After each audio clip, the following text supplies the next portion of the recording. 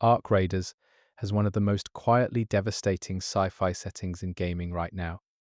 And in this video, I'm going to walk you through every layer of its world: the fall of civilization, the rise of the underground city of Speranza, the mystery of the machines, the people holding everything together, and the questions the game is still refusing to answer.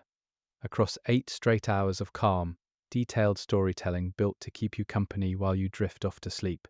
Before I get into it, I want to be upfront about how I put this together.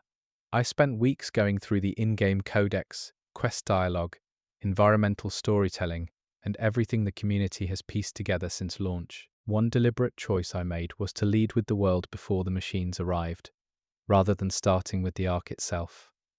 Most lore videos open with the robots. I wanted to show you what was lost first, because I think that changes how you feel about everything that comes after. I also leaned into the theories that the lore points toward without confirming, particularly around the Exodus and who might actually be sending these machines.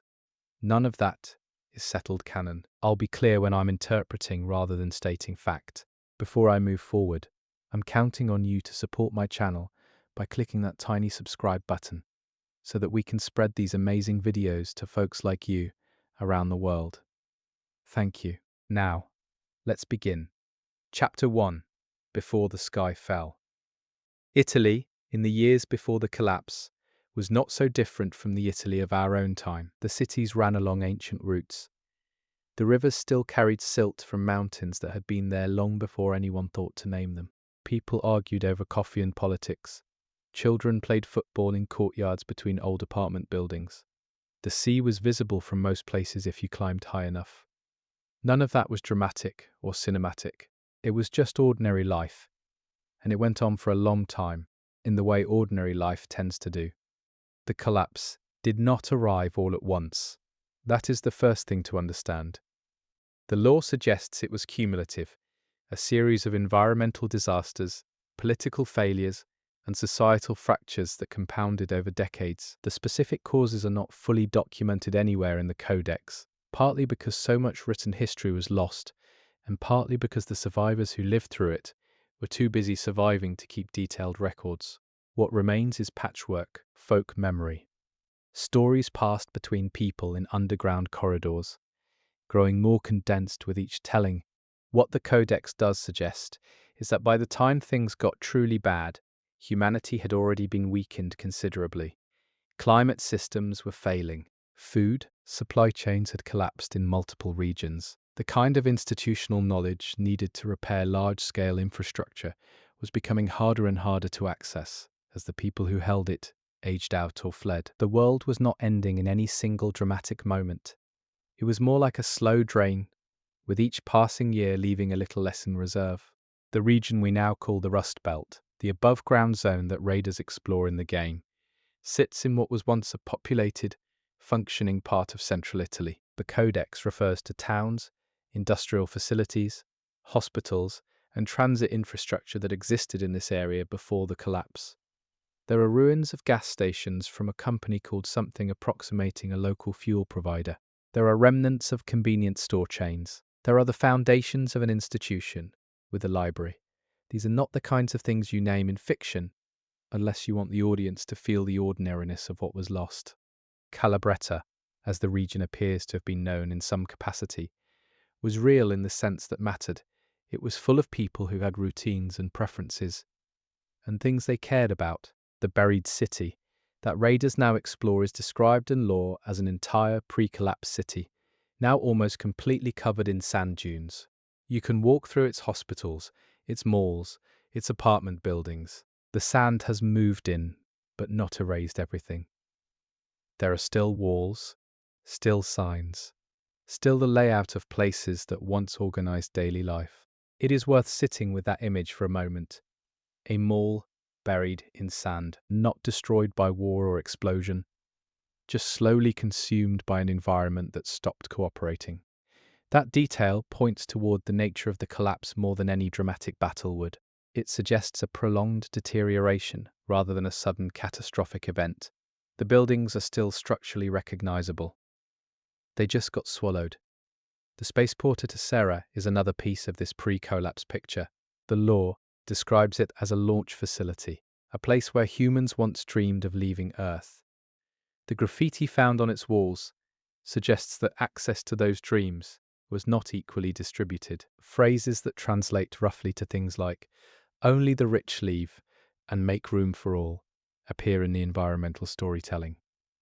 These are not decorative, they are accusations. They point toward a specific social fracture that becomes enormously important later in the story.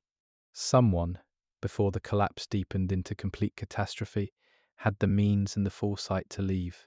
The Codex refers to this group loosely as the Exodus, people who were wealthy or powerful enough to board ships and depart Earth before things became unlivable. The law is careful not to tell you exactly who they were, or how many, or precisely when they left. But the Codex entry for the Exodus exists. It is real, and it will come back. Those who did not leave stayed and tried to hold on. Some managed. Communities formed and collapsed and reformed. People built what they could from what was available. The environmental systems continued to deteriorate. The sky changed, the soil changed. The ecosystem that had sustained human civilization for thousands of years was no longer performing reliably in the ways people needed it to. And then, out of that degraded, struggling world, humanity started, slowly and with enormous effort, to rebuild. The law describes this period carefully. It says that just as some degree of civilization returned, something new arrived. The timing of that, the arrival happening precisely at the moment when things were starting to get better, feels significant. Whether it was coincidence or design is one of the central questions the game asks and declines to answer. But before we get to the machines, it helps to hold on to this picture a little longer. The period between the worst of the collapse and the first wave is described as one of hard, genuine rebuilding. People organized. They established communities in the Rust Belt region. They started to develop networks and systems. The fight to survive was still very real, but there was momentum. There was something resembling hope. The Rust Belt itself. That name was not always a post-apocalyptic label. It was a geographic and industrial description of a region that had already seen hard economic times, even before the collapse. Heavy industry, abandoned infrastructure, the remnants of manufacturing that had already moved on before catastrophe arrived. The people who settled there after the collapse were pragmatic. They used what they found. They built with rust and salvage and ingenuity, because those were the tools available. It is important to understand that by the time the machines came, these were not primitive people. They were survivors who had rebuilt something real. They had social structures. They had knowledge. They had, in their own rough way, achieved something.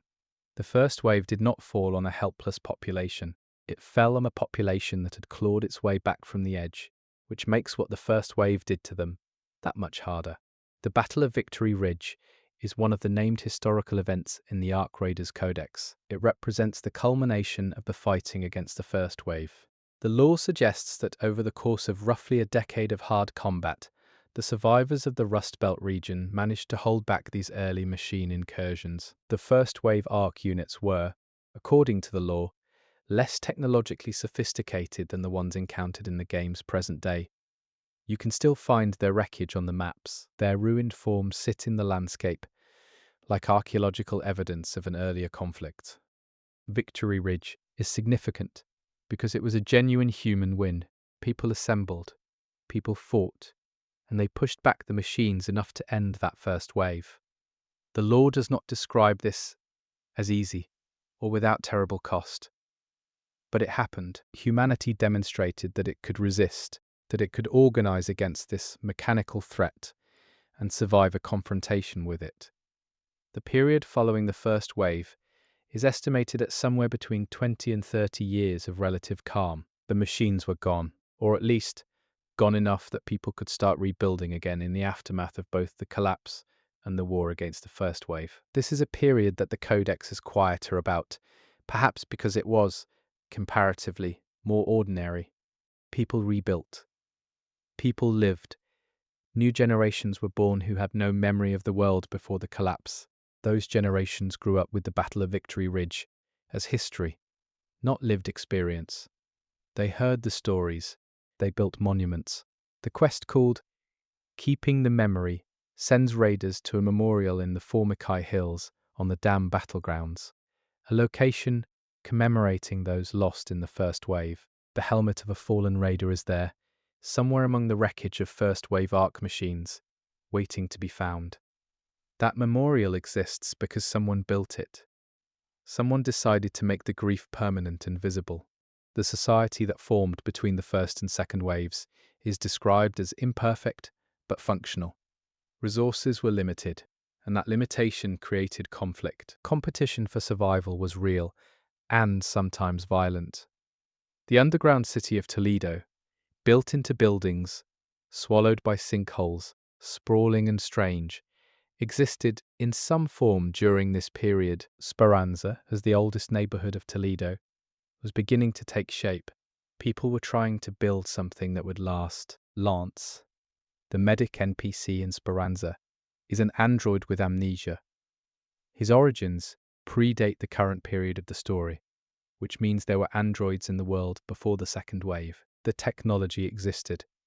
This is a small but interesting detail, because it places Ark Raiders in a future where synthetic persons were not just theoretical, but were walking around in society, performing roles like medicine. Lance does not remember who he was before he arrived in Speranza, but his presence confirms something about the technological level of the world before everything fell apart again. Celeste, the founder and de facto leader of Speranza, has a backstory that connects directly to this pre-second wave period. She lost her home multiple times to Ark attacks during her childhood. This suggests the first wave was not as cleanly resolved as the historical record makes it sound. Attacks continued, perhaps at a lower intensity. Celeste's father was lost in one of these attacks. The grief shaped her. It made her harder and more determined. It made her the kind of person who could found a city and hold it together under pressure. She was part of the small group that first moved into what would become Speranza. The Codex says people turned toward her for guidance and mediation. She became a pillar, that is, the specific language used, of the fast-growing community. Overpopulation, political strife, and resource shortages became her daily reality quickly. Even in the absence of external Ark threats, people managed to create conflict among themselves. That tension is woven into the fabric of Speranza from its very beginning. Apollo's backstory is more opaque. He is described as a traveling mechanic who has chosen Speranza as his home for the time being. That phrase, for the time being, is telling. It suggests he has been elsewhere, that he has seen other places. There are hints in his dialogue about other underground settlements, which means Speranza is not, and perhaps never was, the only community of survivors. The world beneath the Rust Belt is larger than it appears when you first arrive. The traders who populate Speranza each carry pieces of history that predate the player's arrival. Shani, the head of security, is described as paranoid and obsessive. But the lore frames this as reasonable, given what she knows about Ark behavior. She has contingency plans for her contingency plans. That kind of thinking does not develop in a vacuum. It develops from experience, from having watched things go wrong in ways that felt unforeseeable at the time. Tian Wen, the weapons specialist, is a recluse who prefers her tools to people.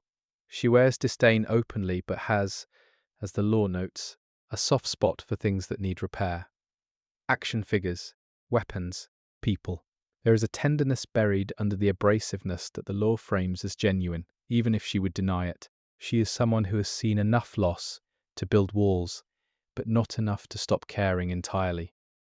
The world just before the second wave, then, looks like this, a functioning but strained underground community, anchored by people like Celeste and populated by survivors with complicated histories. A surface that is dangerous but traversable. A political landscape involving multiple factions across Toledo's various neighborhoods. And overhead, a sky that has been quiet long enough for people to start trusting it again. The Stella Montis facility, A research installation in the snowy mountains north of the Rust Belt adds another layer to this picture. The environmental storytelling there suggests that humanity had been preparing for some kind of apocalyptic scenario, seeking to preserve human knowledge and potentially human genetic material in the face of an expected catastrophe. Someone knew something was coming. The question of who and how they knew is not answered. But the facility exists.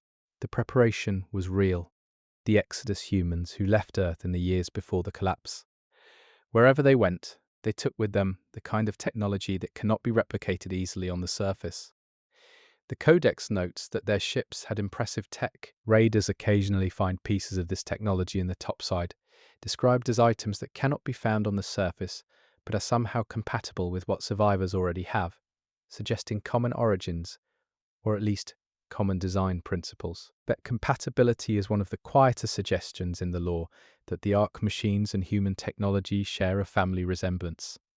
Not identical, not obviously the same, but compatible in ways that make reverse engineering possible. That detail is easy to miss, but the community has noticed it, and it becomes important when you start thinking about where the second wave came from.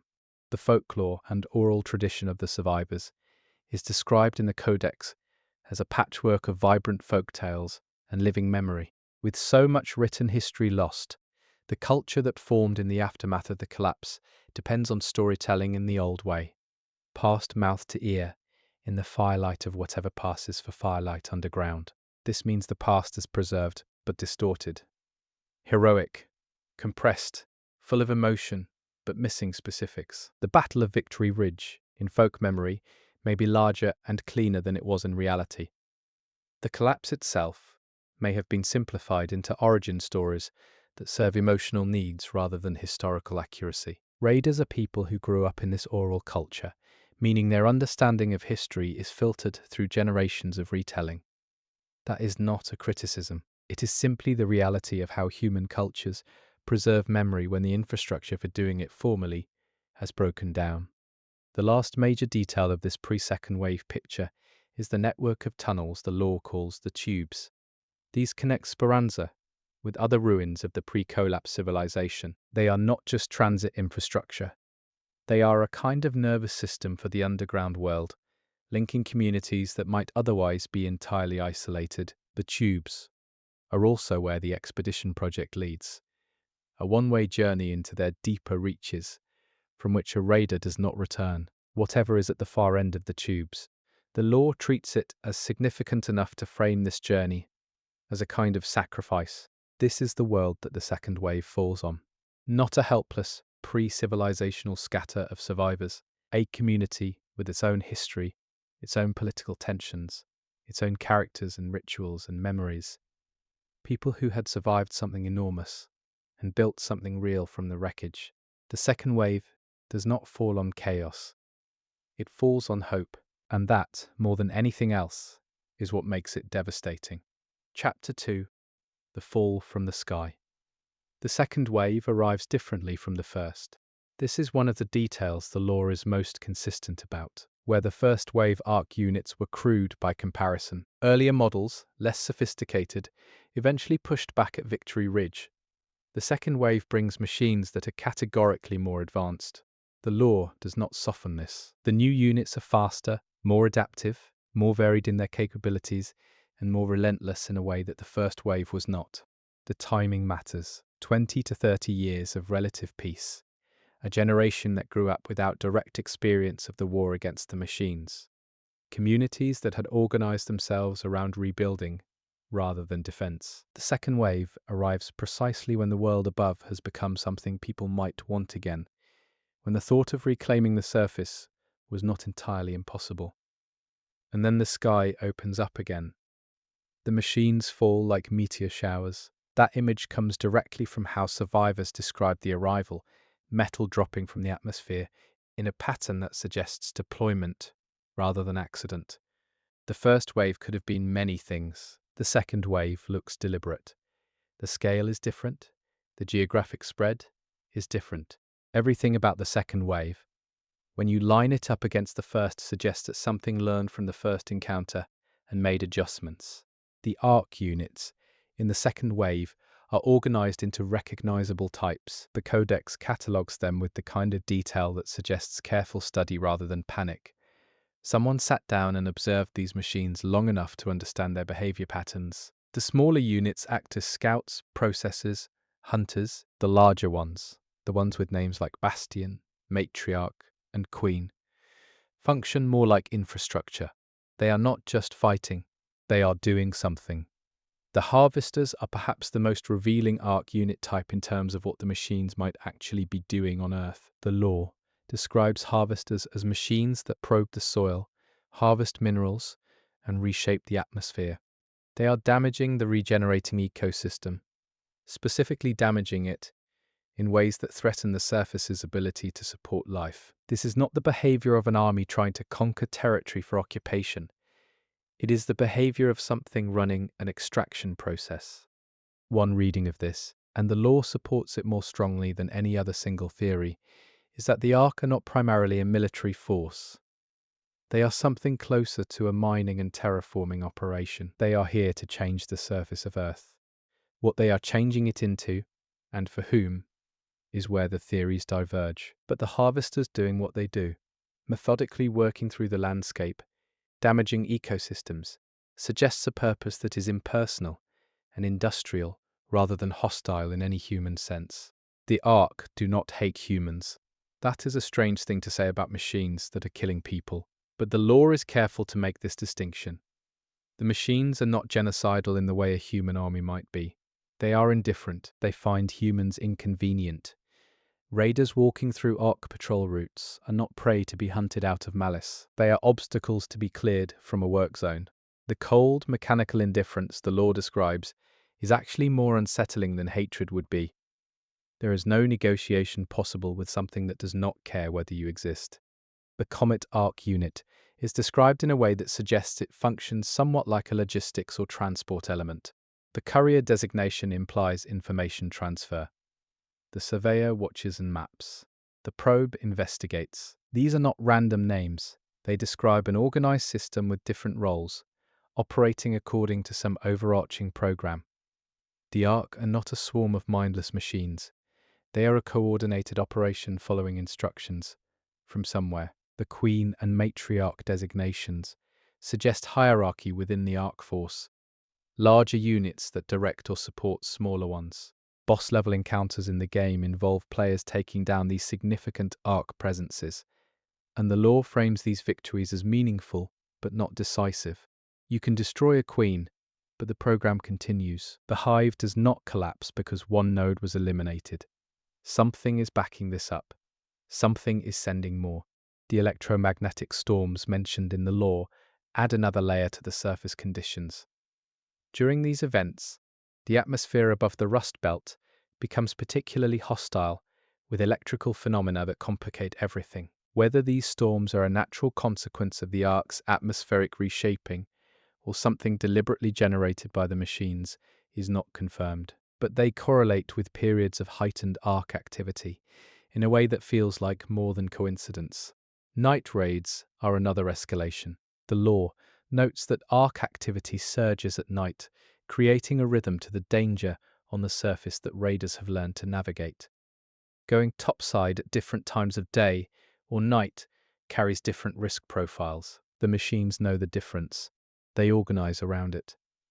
This behavioral sophistication is another signal that whatever is running the Ark operation is not a simple automated system. It is adaptive.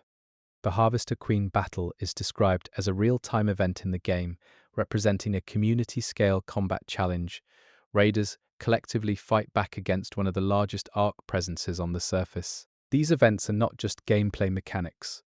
In the context of the lore, they represent the ongoing, grinding war between the Ark and the few thousand humans who remain on or near the surface. Every Harvester Queen destroyed is a genuine victory.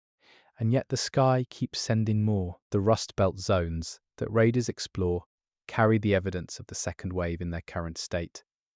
The dam battlegrounds, forests, swamps, the ruins of research centers show the landscape in a condition of managed deterioration. Nature is trying to come back. The Ark are trying to prevent it. or redirect it, or use it for something else. The tension between these competing processes is visible in the terrain. You can see it if you pay attention. The buried city represents an older layer of deterioration. The sand that consumed it began moving long before the Ark arrived, the product of the original environmental collapse. But the Ark have moved through it. Their machines patrol its buried streets.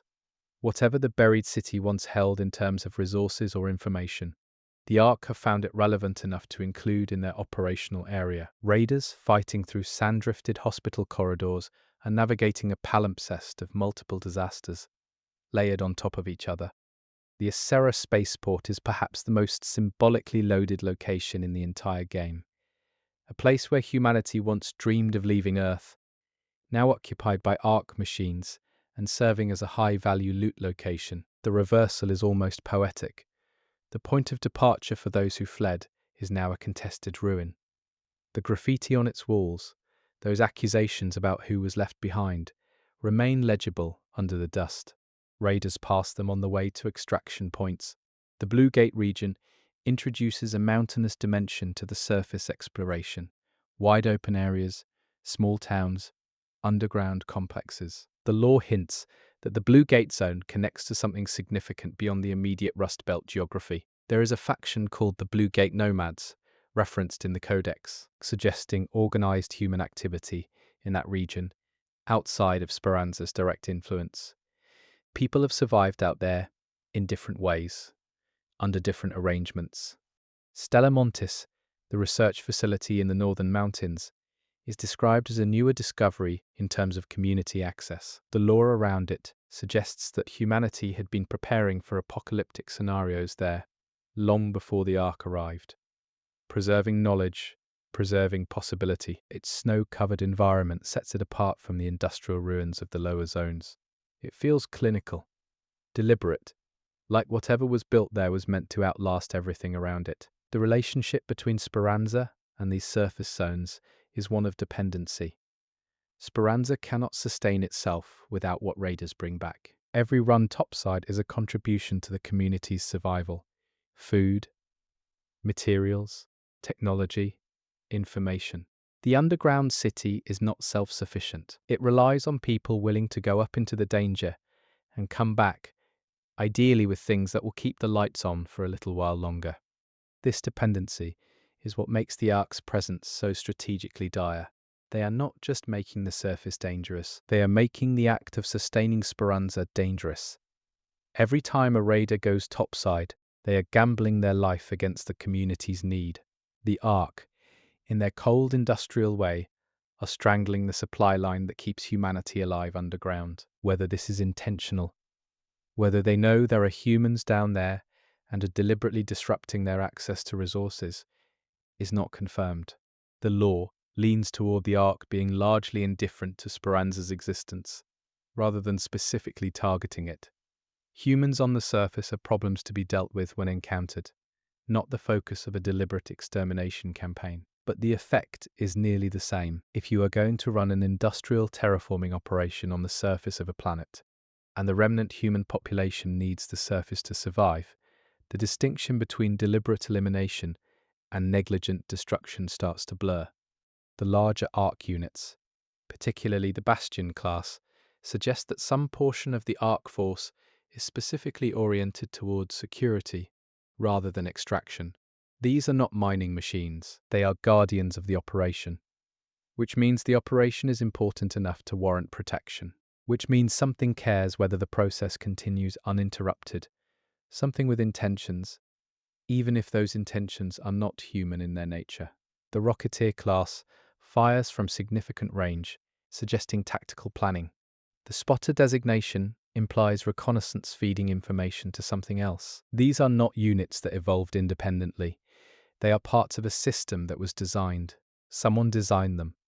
That is the thought that keeps surfacing in the lore and in community discussions, framed with exactly that kind of unsettling simplicity. Someone made the Ark, and whoever that was, they are not here to explain themselves. The communities that have formed outside Speranza, the Blue Gate Nomads, and whatever other groups the lore hints at through Apollo's cryptic references, have developed their own survival strategies under the second wave. Not everyone responded to the arc by going deeper underground.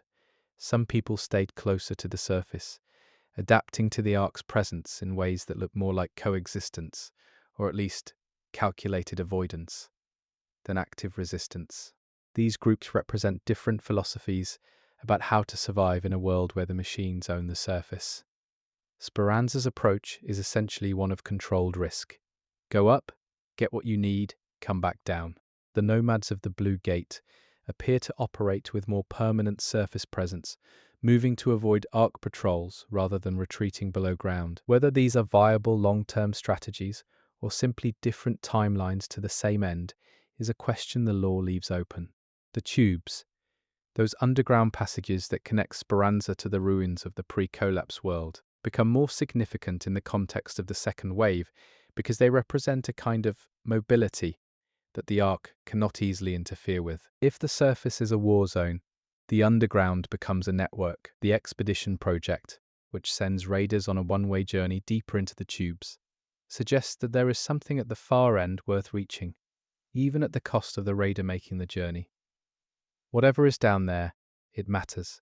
The technology that the Exodus humans took with them when they left Earth is relevant to this second wave context because of where the arc machines appear to come from. They fall from the sky. They come from space. The Exodus humans left for space. The technology compatibility between arc machines and human-derived tools suggests a connection. This is the theory the lore points toward without confirming. The machines came from somewhere that had access to human technology. The Exodus humans went somewhere that took them beyond Earth. The arc of that logic bends toward a particular conclusion. The folk memory of the second wave is being formed in real time. Raiders who survive topside runs come back with stories. Those stories become part of the oral tradition. The community's understanding of what the ark are doing and why is being constructed from fragments. A mineral extracted here, a behavior pattern observed there, a piece of technology recovered and reverse engineered. No one in Speranza has complete information. Everyone is working from pieces. That fragmentation is part of what makes the Ark Raiders setting compelling from a storytelling perspective. The audience is in the same epistemological position as the characters. You are not given a clear answer because the people inside the story do not have a clear answer. The mystery is not a puzzle box waiting to be opened at the end. It is the lived condition of everyone underground, navigating a world they only partly understand. The second wave has not ended. That is perhaps the most important thing to say about it at this point in the story. The first wave ended at Victory Ridge. The second wave is ongoing. Raiders go topside every day into a war that has not concluded, against machines that keep coming from a direction nobody can safely approach to investigate. The people of Speranza are not survivors of the Ark Apocalypse. They are people living inside it, making decisions and building lives in the middle of something that has not finished happening. Chapter 3. Speranza, the city below. The name means hope. Speranza, it is an Italian word, fitting for a city, carved into the ground beneath what used to be Italian soil, beneath the ruins of a culture that left its mark on the land above, in cathedrals and cantinas and old stone bridges. The city is the oldest neighborhood of Toledo, which is the larger underground settlement built into buildings swallowed by sinkholes. Speranza came first, or at least it developed earliest, into something recognizable as a community rather than a refuge. The physical structure of Speranza is a layered, improvised thing, something between a city and a borough, carved out of what was available rather than designed from scratch. The sinkholes that swallowed the buildings of Toledo created natural cavities that human ingenuity expanded over time. What you find when you arrive in Speranza is not the elegant underground city of science fiction. It is something more lived in than that, more worn, with the kind of accumulated character that only comes from years of people making do. There are streets in Speranza, not the wide, planned avenues of a purpose-built city, but the kind of narrow passages that happen when people build around constraints. Traders have their stalls in spaces that used to be something else. The workshop where raiders craft their gear was improvised from existing structures. The rooster, that has taken up residence in the workshop is not a planned feature of the city's design. It is just there, because in a city made by survivors, some things arrive without explanation and stay. Celeste's position in Speranza is complicated. She is referred to as the city's founder and leader, but the law makes clear that leadership here is not clean or uncontested. She clashes regularly with leaders from other Toledo neighborhoods. She faces pushback from civilian petitioners who have their own ideas about how Speranza should be governed. She stays up, strategizing into the early hours of the morning. She drinks coffee all day to keep going.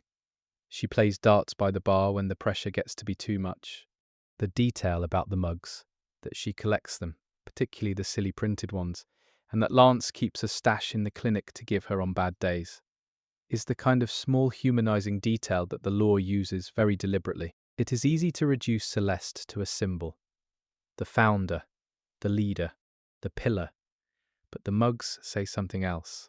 They say she has bad days. They say someone close to her knows how to help when she does. They say that behind the institutional role, there is a person who finds small things comforting. The social structure of Speranza is not purely hierarchical. The traders occupy specific roles that give them practical power. Shani controls access to security resources and hatch keys. Lance controls medical supplies. Tianwen controls armaments. Apollo controls tactical equipment. Celeste distributes crafting materials. Each of them is a node in a network of dependency. You need all of them. They need raiders. Raiders need the community. It is an interconnected system, and no single person can afford to ignore the others. Shani's role as head of security deserves particular attention. The law describes her as obsessive, suspicious, and paranoid, and then immediately frames these traits as entirely reasonable given her responsibilities. She is the person whose job it is to think about everything that could go wrong. Arc incursion into Speranza itself. Internal faction conflict escalating to violence. Resource theft, the quiet threats that do not announce themselves. Shani has contingency plans for her contingency plans. That kind of thoroughness is not neurosis. In the context of Speranza, it is professionalism. The civilian population of Speranza, the people who are not raiders and not traders but simply inhabitants, is present in the law as a set of individual voices and concerns. Olayemi, who makes to-do lists and gives practical crafting advice. Deadshot David, whose name suggests a martial past. Zahir, who is described as an experienced raider. Eleonora, who is socially oriented in a community that values those skills. Valentina, who operates the tube transit system. Jani, identified as a veteran. These are not background decorations. They are the texture of a community that has been running long enough to develop specialists. The Candleberry Banquet is mentioned in the Codex as a location within Speranza, a name that suggests celebration, communal eating, the kind of ritual gathering that communities create to mark time and share space. That something called the Candleberry Banquet exists at all says something important about Speranza. People here are not just surviving, they are building culture. They are creating reasons to gather that go beyond resource allocation. The banquet is the kind of place where the folk tales get told. The black markets, referenced in the Codex, suggest a layer of Speranza's economy that operates outside the official trader system. In any community of survivors under pressure, informal economies emerge. Things that cannot be obtained through official channels become available through less official ones. The existence of black markets is not presented as purely negative in the law. It is simply part of how a complex, pressured community functions. Where there is need, and where there are people willing to take risks, markets form. The political tensions Celeste navigates daily are between factions that have developed within Toledo's various neighborhoods, as well as within Speranza itself. The OTTM is referenced as an organization in the Codex, with objectives described as unknown. The Raiders are a distinct group with their own subculture and interests. The Blue Gate Nomads represent a community outside Toledo entirely. The Speranza civilian population has its own interests that do not always align with what the raiders need or what Celeste has decided is best for everyone. This political complexity is not a flaw in Speranza's design. It is the inevitable result of cramming a large number of people with different histories, capabilities, and values into a small, underground space under enormous pressure. The Ark are the external threat. The internal political friction is the internal one. Celeste manages both simultaneously, which is why she plays darts at 2 in the morning and accepts silly mugs from the clinic on her worst days. The workshop and the crafting system it contains represent one of Speranza's most important practical functions. Raiders return from topside with raw materials, minerals, mechanical components, organic matter, tech fragments. In the workshop, these become usable things: weapons, armor, medical supplies, tools for the next run. The workshop is the conversion engine that turns topside scavenging into underground survival. Without it, resources are just objects. With it, they become capability. The stash, where raiders store everything they bring back, is as close as the game gets to a personal stake in the community. What you store is what you have. What you have determines what you can craft. What you can craft determines how effective you are on the next run. The stash system creates a direct material link between individual effort and individual survival, but also between individual effort and community benefit, because the things raiders bring back do not only serve themselves. The Raider Den, the personal space that evolves with player progression, is described as a space that reflects the individual raider's history. As you progress, the den changes. It accumulates the character of someone who has been on many runs, who has made many choices, who has survived things that left marks. The den is not just aesthetics. It is a material autobiography written in gear choices and trophy items, and the accumulated sediment of someone's time in this world. The neon lighting that characterizes Speranza's visual atmosphere, bright, artificial, defiant, is a detail worth dwelling on. Underground, there is no sunlight. The community has compensated with an excess of artificial light, the kind of light that pushes back against the dark more aggressively than strictly necessary. This is a choice about atmosphere, about the kind of place people want to live in, rather than just the kind of place that can sustain basic function. Speranza is trying to be somewhere, not just somewhere that works. The cantinas, the trader stalls, the fight ring, where Lance boxes, these are all the infrastructure of a community that has decided to be more than a bunker. People are choosing to create social spaces, entertainment, ritual. In the context of everything happening above, this could seem like denial, but the law frames it differently. It frames the determination to have culture, to have fun, to have the small human things alongside the large survival imperatives, as part of what makes Speranza worth fighting for. Lance's karaoke singing, off-pitch, enthusiastic, regular, is a small story about a community that has made space for the ridiculous alongside the serious. An android who does not quite remember who he was before the second wave, singing badly at midnight in an underground city, while the surface above is being dismantled by machines. And people show up for it because the alternative, which is to not show up, which is to let the weight of the situation become the only thing, is its own kind of defeat. The food cultivation systems, referenced in the Codex, are another piece of Speranza's survival infrastructure that does not get as much attention as weapons and armor, but is arguably more fundamental. Without food, the community collapses, no matter how well armed it is. The cultivation systems represent one of the hardest engineering challenges of underground survival. Growing things in a space without sunlight, with limited water access, and a constant pressure from a community that needs to eat every day. Someone solved this. Multiple someones, over time.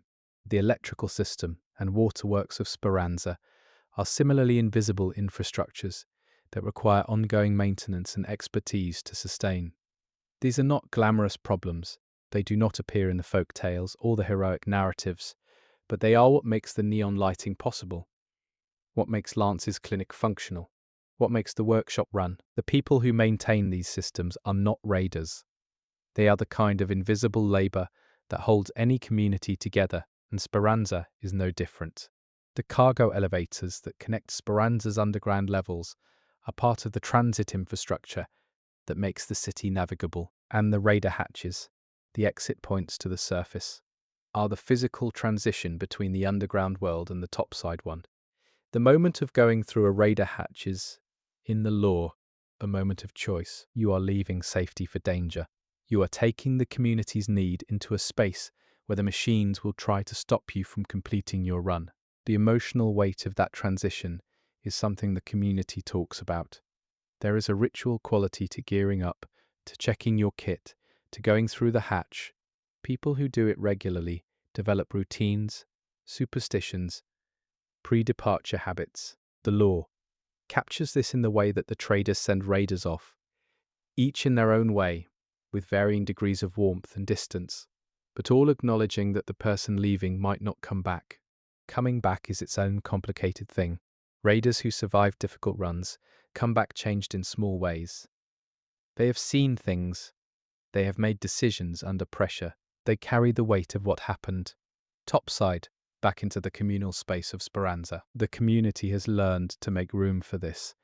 The way veterans of anything need to decompress, need to process, need the social fabric to absorb what they have experienced before they can be present again. The black market, in this context, serves a social function as well as an economic one. It is a place where the things that cannot be said officially, the tensions that cannot be aired in Celeste's political forums, the trades that circumvent the formal economy, can happen. Every community needs spaces like this, spaces slightly outside the official structure, where the pressure gets released in controlled ways. The black market is, in its own way, as important to Speranza's stability as Shami's security protocols. The children of Speranza. Apollo runs a kids' football team. The law mentions this in passing, almost casually, are growing up in a world they have never experienced any other way. For them, the underground is normal. The topside is somewhere adults go and sometimes do not come back from. The arc are the weather of their world, dangerous and constant. They will carry this as their baseline understanding of existence, the way every generation carries the conditions of their formation as the default setting for what life is. The survivors of the first wave, who are still alive and present in Speranza, the veterans, like the NPC called simply Gianni, exist in a particular position. They remember something earlier. They have a reference point for a different kind of world, even if that world was itself already degraded. Their memories are cultural resources. The folk tales that get told at the Candleberry banquet likely have roots in what these people have directly experienced, pass through the filter of storytelling into something the community can collectively hold. Speranza is not perfect. The law does not present it as perfect. The political conflicts are real. The resource pressures create genuine injustice. As they always do, the people who have more can protect themselves better, and the people who have less are asked to take greater risks for smaller returns. Celeste's leadership is contested not because she is failing, but because leadership in a community under this much pressure is always contested, because the stakes are too high for anyone to simply defer. But Speranza is alive. It is messy and pressured and imperfect and alive. People are making choices about what kind of community they want to be, even under the worst conditions. The neon lights are on. The karaoke is happening. The rooster in the workshop crows at whatever time it decides is morning. And outside, above, the machines are doing whatever they are doing to the surface of the earth, and Speranza continues to exist in the space that is left. Chapter 4. The Raiders. That is the role the game places you in, but it is also a real social category within the world of Ark Raiders. Raiders are the people who go topside. They are the ones who do the dangerous work of extraction, of moving through Ark-patrolled territory, recovering what the community needs, and returning alive. They are not the only people in Speranza, but they occupy a particular position in its social structure and in its stories. The word raider carries a certain roughness to it. These are not soldiers in a formal military sense, though some of them have military backgrounds.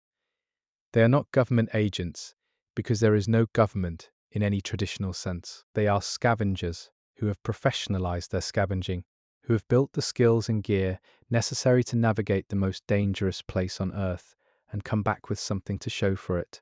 They are, in the folk culture of Speranza, something close to heroes, but the complicated kind. The raider subculture within Speranza has its own internal hierarchies and reputations. Experienced raiders are known quantities.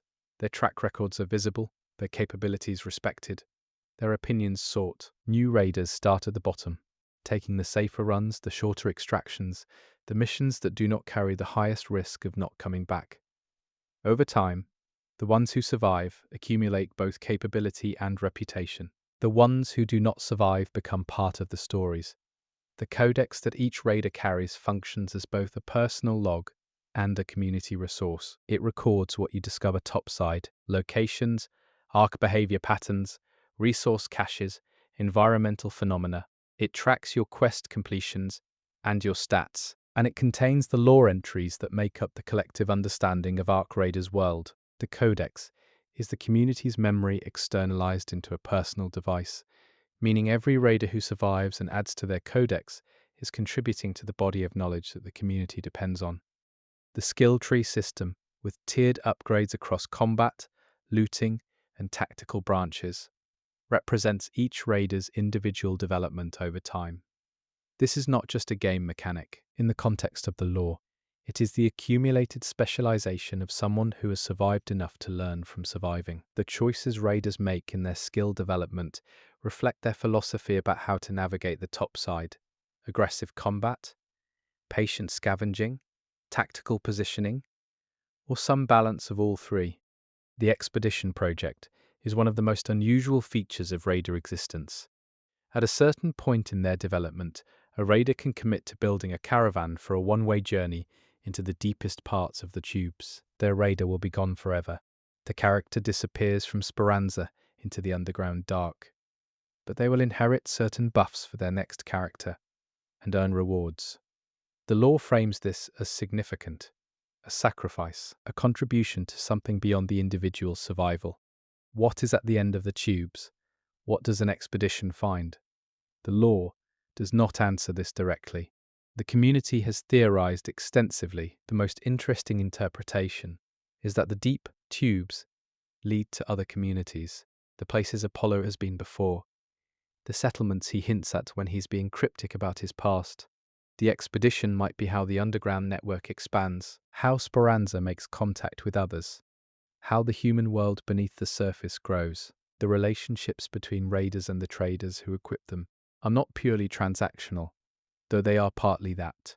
Celeste sends raiders on missions and exchanges seeds for materials in a relationship that is practically oriented, but the quest dialogue and the NPC commentary suggest that these relationships have depth. Shani cares about the raiders.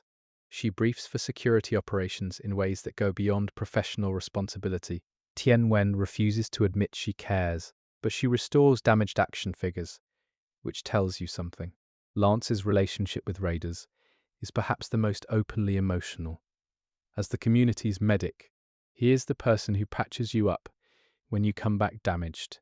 He is also the person who most directly confronts the cost of what raiders do. He sees the injuries, the stress, the toll of going topside repeatedly. His own amnesia means he cannot remember his full past, but he is present in a specific and consistent way to the people in front of him. His midnight karaoke and boxing in the fight ring are the behaviors of someone processing their own difficult position through physical and social activity. The Blue Gate nomads represent raiders and survivors who have made a different choice to remain closer to the surface rather than retreating fully underground. Their presence in the lore is a reminder that Speranza's approach is not the only viable one. The nomads have presumably developed different capabilities and different knowledge from their different position in relation to the Ark. What they know that Speranza's raiders do not, and what Speranza's raiders know that they do not, is one of the areas where future lore could become very interesting. The PvP dimension of the topside experience. The fact that other raiders are also up there, also desperate, Also, making decisions about whether a particular cache is worth a firefight with other humans is woven into the law as a genuine ethical complication. You are not just fighting the Ark, you are navigating a world where other survivors have competing needs and will sometimes resolve that competition with violence. The law does not pretend this is clean or simple. Some raiders are known for killing other raiders, some are known for teaming up with strangers to take down Ark bosses and then peacefully parting ways. Some are somewhere in between, pragmatic about when cooperation serves them and when it does not. The top side is genuinely ungoverned in ways that Speranza is not. The rules that Speranza's political structure enforces do not follow raiders above ground. Up there, the only rule is what you can enforce yourself. The folk tales of Speranza include stories of specific raiders who became legendary. The memorial in the Formici Hills, visited during the Keeping the Memory quest, commemorates someone whose helmet remained among the wreckage of first-wave Ark machines. Someone who fought and did not come back. That helmet is a relic, a piece of someone's story, preserved by circumstance in the ruins of the battle that claimed them. Finding it is an act of archaeological memory, recovering a specific loss from the anonymity of large-scale catastrophe. The gear that raiders build and carry is a form of autobiography. The weapons Tian Wen helps customize, the grips, the compensators, the magazines, each choice reflects a raider's experience of what works and what does not. The medical supplies Lance provides reflect previous encounters with specific kinds of injury. The explosives and gadgets Apollo stocks address tactical situations raiders have encountered and will encounter again. The kit is not abstract. It is a material record of everything the raider has learned about survival. The aesthetic of raiders in Ark Raiders. The 1970s sci-fi visual language, the retro-futuristic equipment, the worn and improvised look of everything reflects a world where the tools of survival were built from what was available, rather than what was optimal. The sleek technology of the pre-collapse world is not accessible. What raiders use is cobbled together from its remnants, upgraded and modified over time into something effective but rough around the edges. The aesthetic is honesty about the conditions of production. The Raider Den, as a personal space, is where the individual character of each raider expresses itself. The items displayed there, trophies, personal objects, evidence of choices made, make the den legible as a portrait. Two raiders with the same mechanical skill level can have entirely different dens because they have prioritized different things, found meaning in different objects, chosen to display different pieces of their topside experience. The den is the self that emerges from the work, visible to those who know how to read it. The community of raiders as a whole is smaller than the civilian population of Speranza. Not everyone goes topside. Not everyone has the physical and psychological capacity to repeatedly enter a zone where advanced machines are trying to clear you out, and other humans might be trying to take what you have found. The people who can do this and continue to do it occupy a specific niche that the community needs and cannot easily replace. This creates its own kind of pressure on the raiders to keep going and on the community to support and not exploit the people who take these risks. The night raid schedule that raises Ark activity after dark creates a particular dynamic for raiders who prefer night operations. Going up at night is harder. The Ark are more active, the visibility conditions change, the risks multiply, but some raiders prefer it. The topside at night is different in ways that some people find preferable, despite the danger, quieter in some ways, more intense in others. The world above changes character after dark, and some raiders have built their approach around navigating that specific version of it. The decision to go up at all, every time, is a choice made under conditions of incomplete information. You do not know what the Ark patrols are doing today until you get up there and observe. You do not know if another squad of raiders has already hit the cache you are targeting. You do not know if a Harvester Queen event is about to trigger and turn your relatively contained run into something much larger. The topside is a space of genuine uncertainty, and raiders navigate it on the basis of skill, preparation, and whatever passes for luck in a world like this. 1.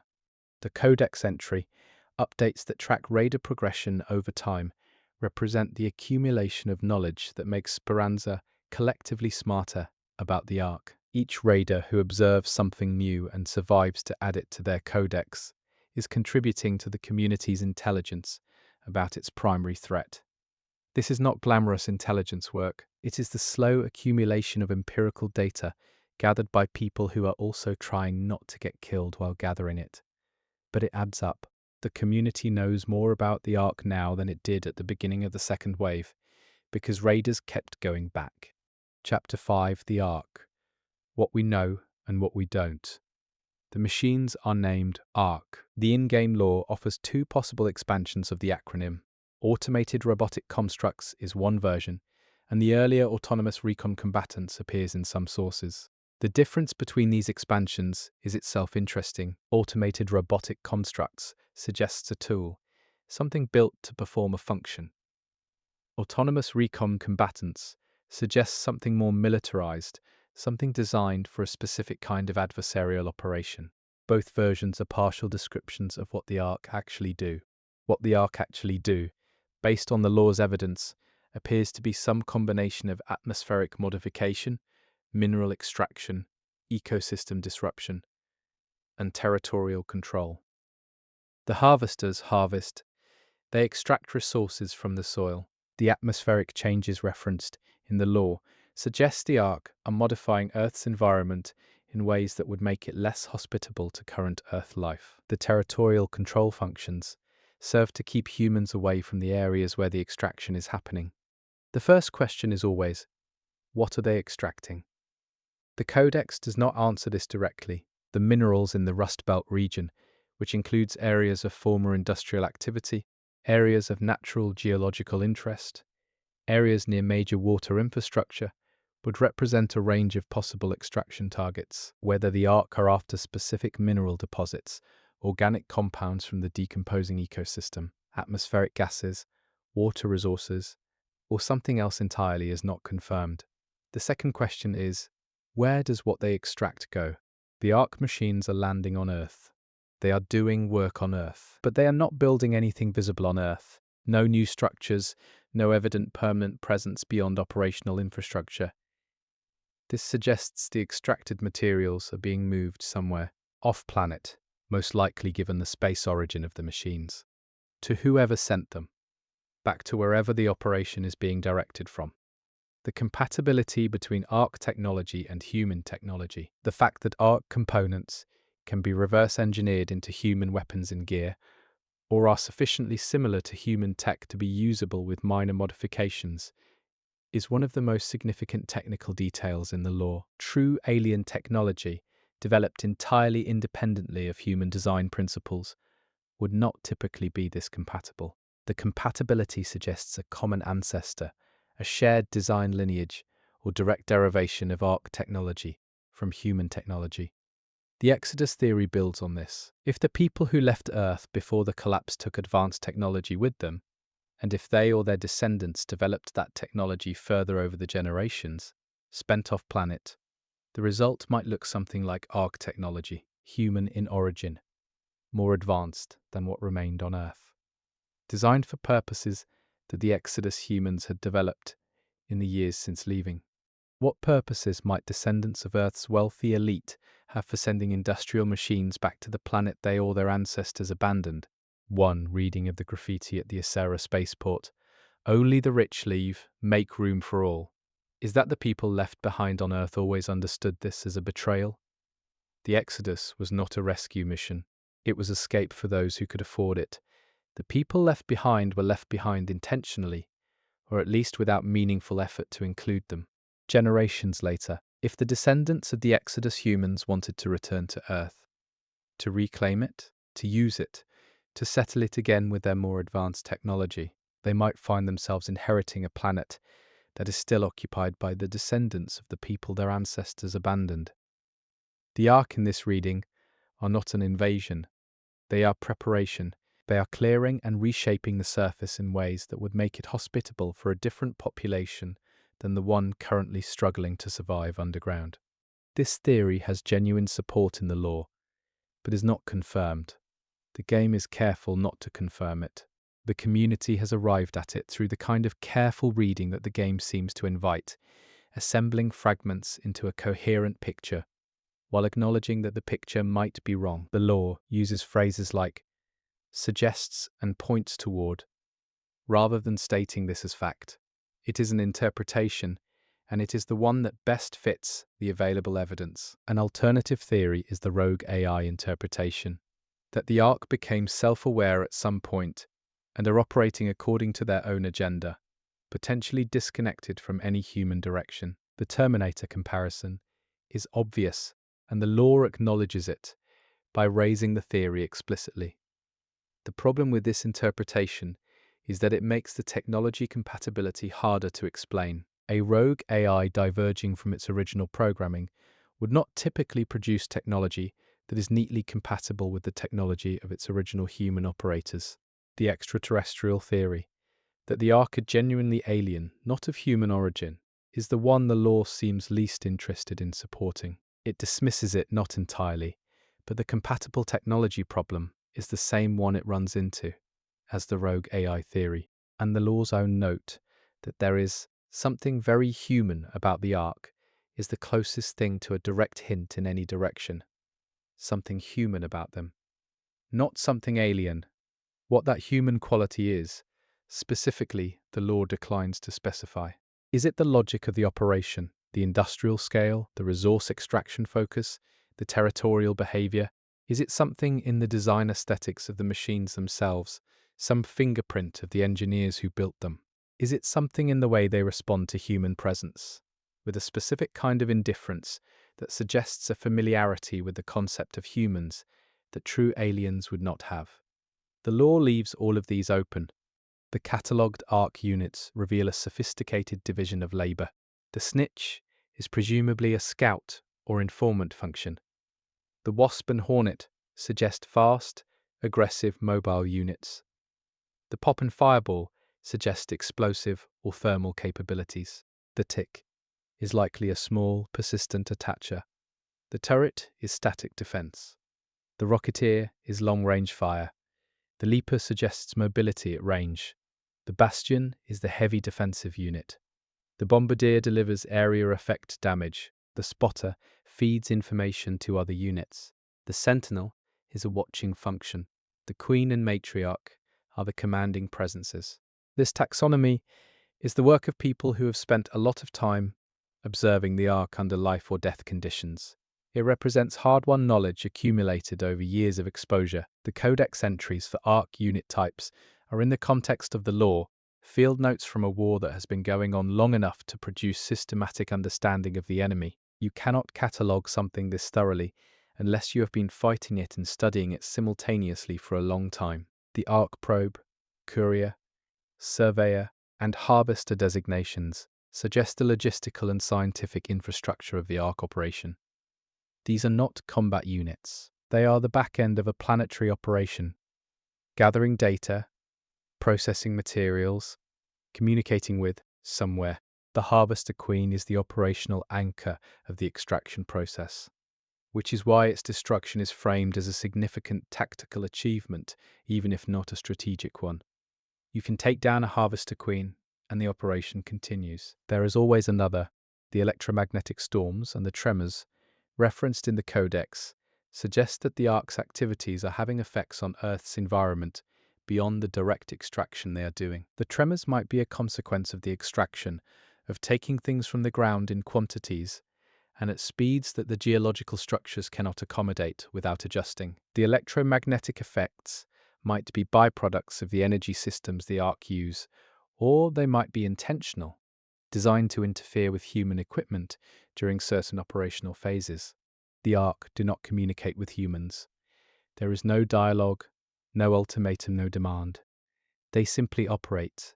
Humans who encounter them are dealt with as obstacles. This absence of communication is one of the strangest and most unsettling features of the Ark presence. Human enemies negotiate, threaten, make demands, try to intimidate before resorting to violence. The Ark just process humans the same way they process anything else. that gets in the way of what they are doing. This could mean the Ark have no use for communication with humans, that humans are simply too far below whatever threshold would make them worth addressing. Or it could mean the Ark are following instructions that do not include a communication protocol with the indigenous population. Or it could mean that whoever is directing the Ark has made a decision not to communicate for reasons of their own. The absence of dialogue is itself a piece of information, even if it is negative space. The Ark's relationship to the structures that humans have built is interesting. They do not particularly seem to target Speranza itself. They do not appear to be hunting humans underground. The machines operate on the surface, and humans who come to the surface encounter them, and the Ark clear those humans away. But the Ark do not seem to actively pursue humans back underground. This could be a limitation. They are optimized for surface operations, and the underground is outside their operational parameters. Or it could be a choice. The humans underground are not currently interfering with the primary operation, so clearing them is not a priority. The Queen-class units, during community battle events, appear to coordinate the behavior of smaller Ark units around them. When a Queen is destroyed, the smaller units it was coordinating become less organized for a period. This suggests a hierarchical command structure with a dependency on the larger units for operational coherence. The system is redundant, though other queens exist and the operation continues. But the temporary disruption is real, which means disruption at sufficient scale and frequency could theoretically degrade Ark operational efficiency. The Ark machines that have been destroyed in previous combat, particularly the first wave units visible as wreckage across the dam battlegrounds, have been studied and partially understood. The knowledge in the codex about Ark unit vulnerabilities and behaviors comes partly from this study. First wave wreckage is older and different enough from second wave units to be its own kind of evidence. The machines evolved between waves. Whatever is directing the operation updated its approach based on the results of the first wave. That learning capacity is itself significant. Chapter 6. The Exodus and the Great Abandonment. To understand the Exodus, you have to go back to the period of the collapse, when the world was already in trouble and certain people had access to options that most people did not. The lore around the Exodus is deliberately incomplete. The Codex acknowledges it, gives you the shape of what happened, and then leaves the specifics conspicuously absent.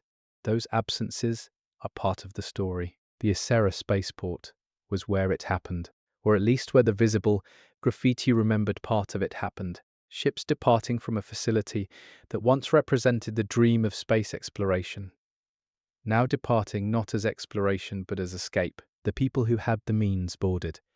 The people who did not watched. The graffiti that raiders find on the spaceport walls generations later. Only the rich leave, make room for all, was written in those moments, or shortly after, by people who were not getting on the ships. The economic and social stratification that made this possible was not a sudden development. It had been building for decades, in the same cumulative way that the collapse itself built. The gap between those with access to advanced technology, advanced resources, and advanced options grew to the point where the response to civilizational crisis was genuinely different for different populations. Some people could leave, most could not. The technology the Exodus humans took with them is described in the lore as impressive, by the standards of the time, advanced enough that finding pieces of it topside, things that the Ark bring or that fall with the Ark machinery, is notable. Advanced enough that raiders can reverse engineer it into useful gear. This suggests the Exodus humans were among the most technologically capable people on Earth at the time they left, which makes sense. Access to advanced technology is strongly correlated with the economic status that allowed them to board the ships. Where did they go? The lore does not say. The direction of space is the extent of the geographic information provided, given the timeline. The collapse happened, the Exodus happened. The first wave arrived from space decades later. The second wave arrived from space in the current story. The Exodus humans had enough time to establish themselves somewhere off-planet, enough time for generations to pass, enough time for the technology they took to be developed further, applied to new problems, modified for new purposes. The generation, or generations of Exodus descendants who grew up off-planet would have a complicated relationship to Earth. It is the place their ancestors came from, the place they were told stories about, the place they knew only through transmitted memory. Whether those stories included the people left behind, the graffiti on the spaceport walls, the communities that struggled on without them, is unknown. But some version of what happened would have been part of the Exodus cultural memory. One possible reading of the Ark's purpose on Earth connects directly to this. If the Exodus descendants want to return, if Earth is still for them home in some meaningful sense, the surface would need to be prepared for their arrival.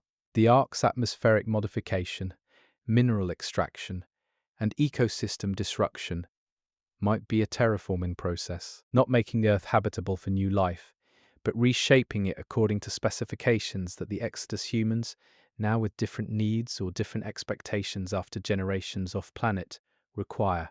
This reading would make the Ark, in a sense, an advance party. They are doing the prep work for a return that the Exodus humans intend to make at some point. The extraction of minerals might be providing resources for the infrastructure of that return. The atmospheric modification might be adjusting conditions to specifications developed by people who have spent generations in an off-planet environment with different atmospheric composition. The ecosystem disruption is a side effect of the preparation or an intended clearing of what was there to make room for what is coming. The timing of the first wave is consistent with this reading. If the Exodus humans left during the collapse and then watched Earth from off-planet, the post-collapse recovery, the Battle of Victory Ridge, the 20 to 30 years of relative peace before the second wave, would have been visible to observers with sufficiently advanced monitoring technology. The second wave, arriving at the moment of human recovery, is consistent with a decision to accelerate a planetary operation before the indigenous population became too resilient to be easily displaced. The first wave, in this reading, was a probe, a test run, less sophisticated machines, deployed to gather data, to understand what resistance the remaining Earth population was capable of, to assess what modifications would be needed for a more comprehensive operation. The Battle of Victory Ridge, the human victory against the first wave, would have been valuable data. It would have shown the Exodus-derived operations exactly what the Earth survivors were capable of, and allowed for the design of second-wave units that could not be defeated the same way. The technology compatibility between Ark machines and human tools is arguably the strongest evidence for the Exodus origin theory.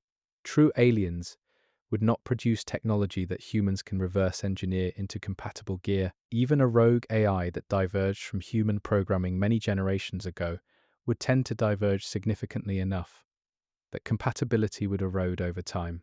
But if the Ark are built on a direct technological lineage from human engineering, Exodus human engineering specifically, then compatibility is expected. The design language is shared even if the purpose has changed. The communities that did not leave Earth, who over generations built Speranza and Toledo and the other settlements referenced in the lore, have a legitimate claim to the planet that the Exodus humans' descendants would be choosing to ignore. The people who stayed did the hard work of surviving the collapse. They fought the first wave and won. They built underground civilization under impossible conditions. They are a civilization. The claim that the Exodus humans might have to Earth, based on origin, on ancestry, on some idea of property rights predating the collapse, would be the claim of people who chose to leave against the claim of people who chose to stay. The political and moral complexity of this, if the Exodus origin theory is correct, is something the law does not adjudicate.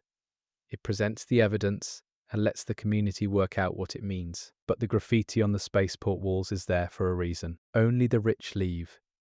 The people who wrote that had something to say about who gets to make decisions, about who is included and who is not, about whose survival is prioritized and whose is considered acceptable collateral. The OTTM, referenced in the Codex as an organization with unknown objectives, might be relevant here. An acronym-designated organization with unknown objectives, existing in the world of Speranza, could be anything: a community group, a political faction, a research organization, a remnant of some pre-collapse institution that survived in some form. The ambiguity is deliberate. The community has speculated, but the law has not confirmed. It may become more important as the game's live service story develops. The codex entry on the collapse itself, documenting the environmental disasters, societal failures, and cumulative deterioration that preceded everything else, is presented as partial and filtered through folk memory. The written record is incomplete. What people know about the collapse comes through stories and partial documents, and the kind of institutional memory that survives in communities rather than archives. This means the understanding of the collapse and of the Exodus is the community's understanding, shaped by what was preserved and by the purposes for which it was preserved. Oral history has a function. It preserves what matters to the community doing the preserving. If the folk tales of Speranza emphasize certain aspects of the collapse and the Exodus, the betrayal, the abandonment, the graffiti on the spaceport walls, it is because these are the things that the community needed to make sense of their situation. The emphasis is not necessarily distortion. It might be clarification, stripping away what is irrelevant to focus on what explains the present. The relationship between the Exodus story and the raider's day-to-day experience on the top side is not abstract. If the Ark are connected to the Exodus humans, then every harvester a raider destroys is a direct action against the operation that is trying to displace them. Every piece of Ark technology reverse-engineered into a raider's weapon is a reclamation of something that originated from human hands. The fight on the surface is not just survival. It is, in this reading, resistance against the descendants of the people who abandoned everyone to their fate. That is a weighty thing to carry on a topside run. The lore does not put it this boldly, but it is there, underneath, in the way the spaceport graffiti is still there under the dust. Accusation, memory. The unresolved question of who has the right to decide what happens to a world. Chapter 7. The surface world and its secrets. The Rust Belt is not a single place.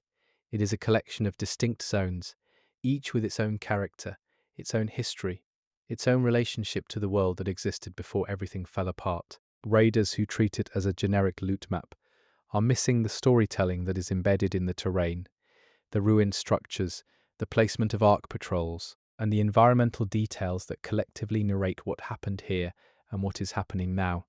The dam battlegrounds are perhaps the richest layering of histories in the entire game. The dam itself is infrastructure built in the pre-collapse era, the kind of major engineering project that requires institutional investment, careful planning, and decades of operation. Dams hold back water. They regulate flow. They generate power. The communities downstream depended on this one for those functions. And then the collapse removed the institutions that operated it. And the Ark arrived and found it useful to patrol. And now raiders navigate its forests and swamps and research center ruins looking for what they need, while avoiding what will kill them. The forests around the dam battlegrounds are in a specific state of post-collapse regrowth, interrupted by Ark interference. The harvesters moving through the area are disrupting the ecosystem as it tries to recover. You can see the tension in the landscape. Areas of genuine natural reclamation, where plants are coming back and the land is healing, alongside areas where Ark activity has prevented or reversed that recovery. The landscape is not static. It is a contest between biological return and mechanical extraction. The research centers that appear in the dam battleground zone represent pre-collapse intellectual infrastructure, places where scientific work was happening. What kind of research is not always specified, but the existence of research facilities in this area points toward a history of institutional investment in understanding something about this region. Environmental monitoring, geological survey, atmospheric study. Any of these would make sense in a region that was already showing signs of the environmental deterioration that preceded the collapse. The buried city is a specific kind of ruin, one that is not primarily the result of violence or Ark damage, but of environmental process. The sand moved in. Over decades, the dunes grew. The city did not fall. It was buried. Its structures remained intact beneath the accumulation of sand. This is why raiders can explore recognizable hospital corridors and mall interiors and apartment layouts. The architecture is still there, just no longer visible from above. The contents of the buried city are a time capsule of pre-collapse life. What people left in hospitals when they evacuated, what remained in the malls when the customers stopped coming, the personal objects in the apartments of people who left quickly or did not leave at all. Each of these is a fragment of the ordinary life that the collapse ended.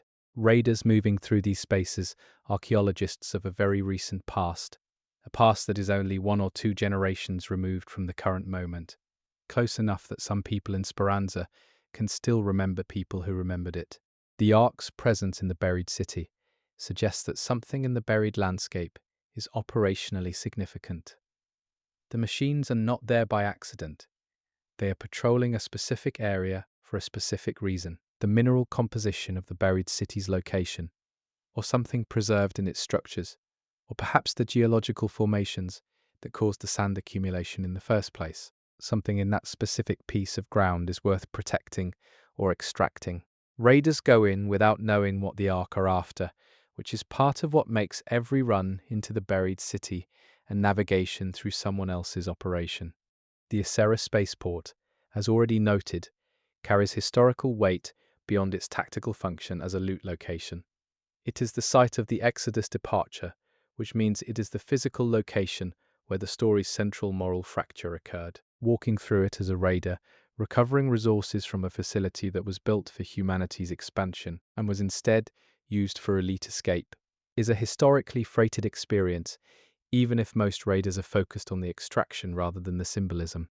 The spaceport's infrastructure, launch facilities, control systems, fuel storage, crew quarters, administrative buildings, is all in various states of decay and Ark-influenced deterioration. Some of the highest value technological finds in the game appear here, consistent with a facility that was the cutting edge of human technology at the time of its operation. What the spaceport launched and where those launches went is part of the history the lore leaves deliberately incomplete. The Blue Gate region's mountainous character differentiates it visually and tactically from the lower zones. Wide open areas mean longer sightlines and different engagement dynamics, both for raiders navigating Ark patrols and for the patrols themselves. The small towns of the Blue Gate area represent a different pre-collapse settlement pattern, rural or semi-rural communities in a mountain region, different from the urban and industrial character of the lower zones. The underground complexes in the Blue Gate region are particularly interesting from a lore perspective. Underground infrastructure built before the collapse, bunkers, research facilities, transit tunnels, could be connected to the tubes that link Speranza to other parts of Toledo, or they could be independent, built by different people for different purposes. The Blue Gate nomads who inhabit this region have presumably explored these complexes and know things about them that Speranza does not. Stella Montis, the research facility in the northern mountains, is described as a newer addition to the accessible topside locations. Its release in the game required community effort, players collectively working to unlock it, contributing resources toward a shared goal. In the lore, this community effort presumably represents something happening in Speranza that made the northern mountains relevant enough to send raiders there. Whatever triggered that relevance is worth considering. The environmental storytelling of Stella Montis suggests a facility designed specifically to outlast catastrophe. Preservation of knowledge, possibly preservation of biological material, genetic archives, seed banks, documentation of species that might otherwise be lost.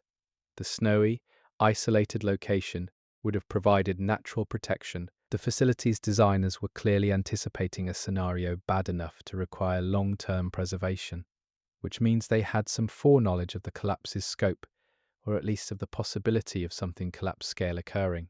The field depots scattered across the topside zones are pieces of raiders' operational infrastructure, small caches that experienced raiders have positioned across the landscape to support longer or more complex runs.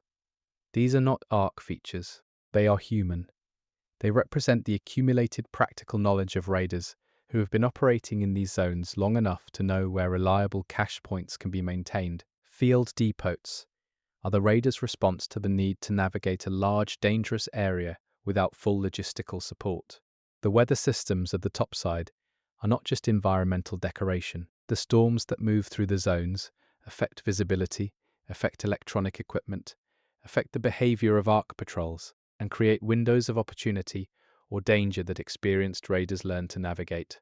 The electromagnetic storms, specifically, the ones correlated with heightened ARC activity, represent operational phases that seem coordinated rather than coincidental. Something is triggering increased ARC activity. The storms may be signal or cause. The night raids that raiders contend with, the surge in ARC activity after dark, create a different surface environment at night. The ARC at night are not simply the same machines in darker conditions. Their patrol patterns shift. Their coordination tightens. Certain types of ARC units that are rare during the day become more common at night, whether this reflects a different operational phase in the ARC's program, a night mode of their extraction operation, or something else is not confirmed, but the behavioral difference is real and documented in the codex. The raider hatches that provide entry and exit to the topside from Speranza are not evenly distributed or randomly placed. Their locations are the result of previous raiders' decisions about where safe transition points could be established and maintained. The hatches are community infrastructure, maintained because they work, and because the alternative, finding a new entry point every time, would add unacceptable risk to every run. The hatch locations are a form of institutional knowledge about the surface, embodied in physical infrastructure. The cargo elevators, referenced in the Codex, represent another piece of the transition infrastructure between underground and surface. Larger capacity transport than the raider hatches allow, potentially used for moving significant quantities of materials, rather than just people and their carried gear. The existence of cargo elevators implies that the supply chain between topside and Speranza includes bulk movements of materials, not just what individual raiders can carry on their backs. The logistics of keeping an underground city alive require infrastructure at scale. The locations where first-wave ARC wreckage can be found across the surface are archaeological sites of the first human ARC war. These are not just aesthetic details. They are evidence of the scale and duration of the first wave, how many machines were deployed, how widespread the combat was, how long it took to push them back to the point where Victory Ridge was possible. The wreckage of a decade of fighting is distributed across the Rust Belt landscape, mostly overgrown, gradually being consumed by the environment, but still recognizable as what it is. Raiders who find first-wave wreckage and compare it to current ARC units can observe the technological evolution between waves directly.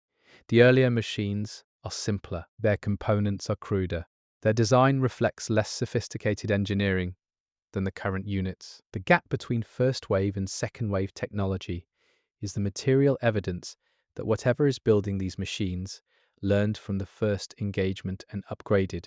The learning happened during the gap, during the 20 to 30 years when Earth's surface was quiet. Chapter 8. What comes next? Living in the middle of an unfinished story, ARC Raiders is, by the explicit statements of its developers, a 10-year project. Embark Studios has framed it not as a game with a story to tell, but as a game that will tell its story over a decade, introducing new locations, concluding old story arcs, beginning new ones, allowing the lore to develop in real time alongside the community that is living in it. This is unusual in gaming and worth taking seriously as a structural choice that affects how the lore works. What it means practically is that the story you have been listening to in this video is not complete. It cannot be complete. The questions that the lore raises, who made the Ark, whether the Exodus theory is correct, what is at the end of the tubes, what Stella Montis was actually preserving, what the OTTM actually wants, where Apollo came from, and what he knows, are not questions with answers that exist yet in the world of the game. They will be answered, or not answered, or answered in ways that raise new questions over the next several years of the game's live service development.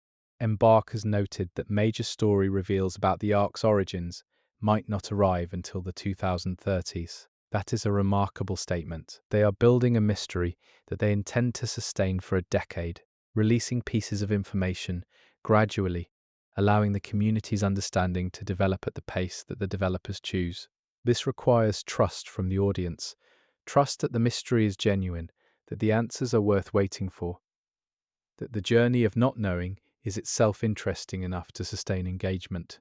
The community-driven dimension of the story adds another layer of complication and interest. The Stella Montis unlock, players contributing resources collectively to make the new location accessible, sets a precedent for the story being advanced through community action rather than just developer-released content. What raiders do on the top side, en masse as a community, affects the state of the world they are all playing in. This is the live service promise at its most interesting. The story is not just being told to the players, it is being shaped by them. The Expedition Project, raiders undertaking a one-way journey into the tubes, is another version of this community-driven storytelling. Individual raiders choosing to make this sacrifice contribute to some cumulative outcome that the lore implies, but does not specify. What those expeditions are building toward, whether the deep tubes lead somewhere that the narrative will eventually visit, whether the raiders who make that journey will appear in some form in a later chapter of the story, is all pending. Lance's amnesia is explicitly flagged as a mystery that will be resolved. The lore notes that his trapped memories won't stay gone forever. At some point, Lance will remember who he was before he arrived in Speranza. That memory, when it surfaces, will presumably tell us something significant about the world before the second wave, about where Lance came from, about what he was doing, and who made him, and what his connection to the larger story might be. An android with amnesia, who arrived in Speranza at some point before the current timeline, is carrying information the story has not yet accessed. Apollo's cryptic past is similarly positioned as unresolved. He knows about other underground settlements. He has been places that he does not talk about directly. He has chosen Speranza for the time being, which implies he will eventually choose somewhere else, or the game will reveal what elsewhere means in his story. His character description positions him as someone with access to a wider understanding of the underground world than anyone in Speranza realizes. That understanding will become relevant. The other underground settlements, implied by Apollo's hints and by the tube's geography, represent a larger human world beneath the surface than the first-time player would expect. Speranza is not the last city. Toledo is not the only underground community. The world of Ark Raiders is larger and more populated than the initial experience suggests. As the game develops, as the story moves into new locations, those other communities will presumably come into view, with their own histories, their own politics, their own understanding of the Ark threat, their own relationship to the Exodus story. The Blue Gate Nomads represent one already visible example of a community with a different approach to survival in the Second Wave era. If they have been living closer to the surface, in the mountainous Blue Gate region, they have been in more consistent contact with Ark behavior than anyone in Speranza. They know things that Speranza's raiders are only beginning to understand. The nature of the relationship between Speranza and the Nomads, whether it is collaborative, adversarial, or somewhere in between, will develop as the story does. The tremors referenced in the Codex suggest geological instability in the Rust Belt that might become significant. If the Ark's extraction activity is removing materials from the ground in quantities that affect the geological stability of the region, the underground communities built into the structures of the land are at risk from that instability. The same extraction process that threatens the surface ecosystem might, over time, threaten the underground spaces where humanity has taken refuge. This would be the most directly existential threat the lore has introduced. Not just the surface becoming more hostile, but the underground becoming unsafe. The storm, referenced alongside the tremors in the Codex as a significant topside phenomenon, is another element whose full significance is pending. Whatever the storm represents in the lore, it is catalogued as a major environmental event at the same level of importance as the named locations and factions. The community will presumably learn more about it as the game develops and the environmental storytelling around it becomes more complete. The Harvester Queen battle events suggest that the community-scale fighting against the Ark is an ongoing, repeating feature of life in the Second Wave. These are not one-time events. They happen, and then they happen again. The Ark keeps sending them. The Raiders keep fighting them. This rhythm of large-scale combat followed by partial recovery, followed by the next large-scale combat event, is the tempo of the war, and it does not appear to be trending toward resolution from either side. What would resolution look like for the raiders and the community? Resolution would require either defeating the Ark comprehensively, which the law offers no roadmap for, given that the machines come from somewhere unreachable, or understanding the Ark's purpose well enough to either disrupt it decisively or negotiate with whoever is directing it. The second option requires the Exodus origin theory to be correct, and requires whoever the Exodus descendants have become to be capable of communication and agreement. Neither of those is guaranteed. For the Ark, or for whoever is directing the Ark, resolution would mean completing whatever they came to do, finishing the extraction, completing the atmospheric modification, making the planet ready for whatever they have planned for it. The law does not suggest this is imminent, but it also does not suggest that the raiders are effectively preventing it. The Ark are slower than they might be because raiders interfere with their operations. But the operations continue. The 10-year plan Embark has laid out means that the community currently playing Ark Raiders will, if the game succeeds, be the people who see major story revelations that are currently being set up. They are the audience for a slow burn mystery that will pay off over years rather than hours. This requires a different kind of engagement than a game with a contained narrative. It requires the willingness to live with uncertainty, to enjoy the process of piecing together a picture from incomplete information, to find the ongoing questions as satisfying as the eventual answers would be. The Raiders of Speranza, in the game's lore, are in exactly the same position. They live with uncertainty. They navigate a world they only partly understand. They find meaning in the work, in the runs, in the community, in the relationships and rituals of underground life. While the larger questions about who built the Ark and why, and what is coming next remain unanswered, the game and the community that plays it mirror the story and the community that inhabits it in this particular way. Everyone is working from pieces. Everyone is waiting for what comes next. Celeste plays darts at 2 in the morning.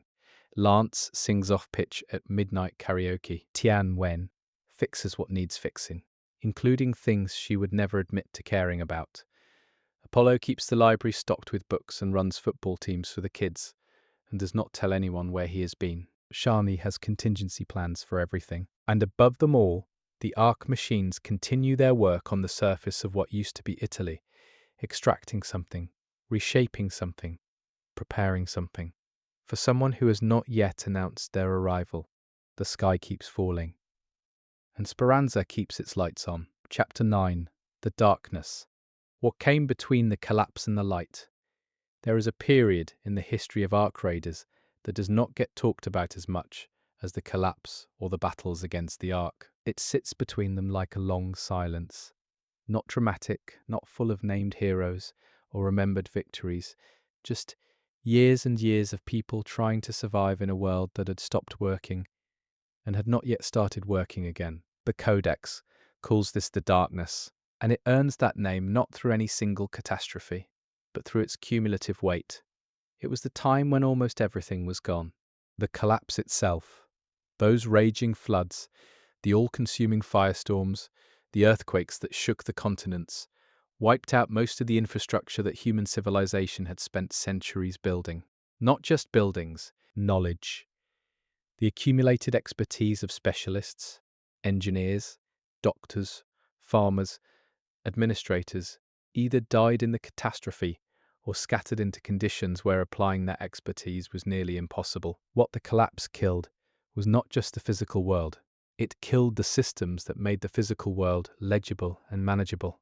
In the darkness that followed, the people who survived were reduced to the most immediate problems: food, water, shelter, warmth. These are not small problems when the systems designed to address them have collapsed entirely. The survivors of the collapse were largely people without formal survival training in pre-technological conditions, suddenly required to live in exactly those conditions. The learning curve was brutal. Many did not survive it. The population that remained after the worst of the darkness was small and scattered. The Codex describes survivors gathering in makeshift communities within the remnants of old cities, as well as in countless small tribes. Neither of these models is inherently stable. The makeshift urban communities depended on existing structures that were damaged and degrading. The tribal groups depended on mobility and territory that could be contested. Both kinds of communities lost people regularly to disease, starvation, exposure, and violence. The small tribes in particular are an interesting element of this period because they represent a kind of social organization that had largely disappeared from the pre-collapse world. The large-scale institutional structures, cities, governments, corporations, universities, were gone. What replaced them was something older: kinship groups, small bands organized around shared necessity and personal trust, people who moved with the seasons and what they could carry. In some ways, this was a regression. In other ways, it was a survival strategy that had worked for most of human history before the era of large-scale civilization. The communities in what would become the Rust Belt were not alone in facing these conditions, but the Rust Belt's particular geography, former industrial zones, the infrastructure of the Alcantara Dam, the availability of materials from pre-collapse construction, made it a place where survival was possible in ways that other regions might not have offered.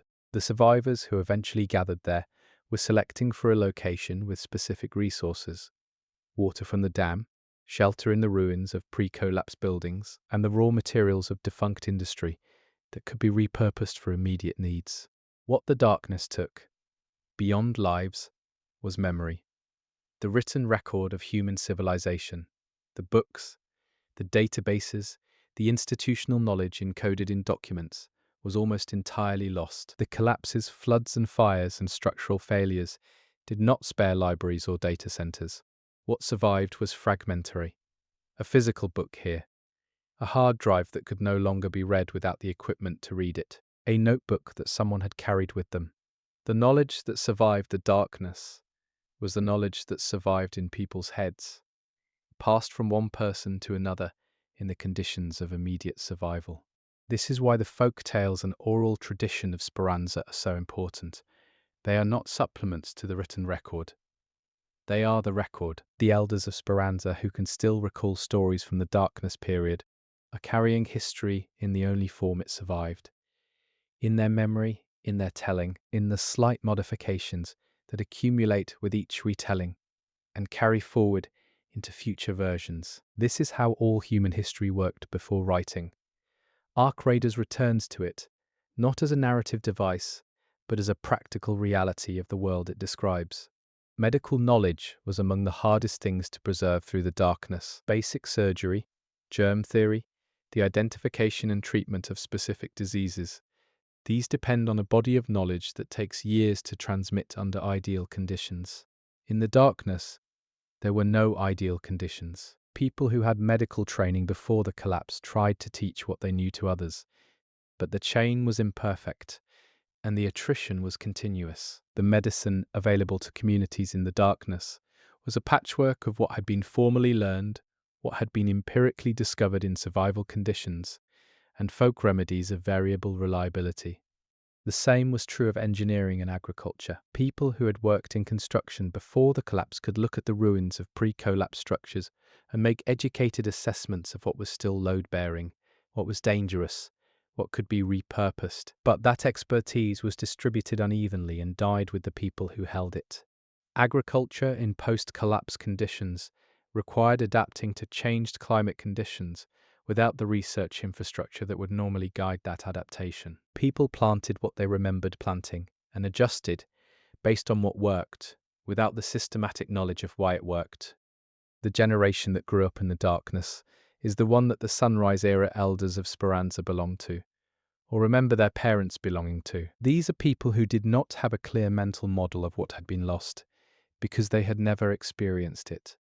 For them, the survival conditions of the darkness were simply what life was. They were not living in the ruins of civilization. They were living in the world. The contrast that makes the darkness feel bleak is a perspective that requires knowledge of what came before, and most people in the darkness had that knowledge only at second or third hand, filtered through the stories of parents and grandparents who increasingly seemed to be describing a world of impossible abundance. The psychology of the darkness period must have included a significant amount of cognitive dissonance. The physical evidence of the pre-collapse world was everywhere, in the ruins that served as shelter, in the machines that no longer worked, but whose existence implied that working machines had once been possible, in the infrastructure of the dam and the spaceport, and the roads that remained as ghosts of a different organizational logic. Surviving people walked through the remains of a world they could not recreate, using those remains as raw material for a much simpler existence. Violence in the darkness was not limited to the environmental threats.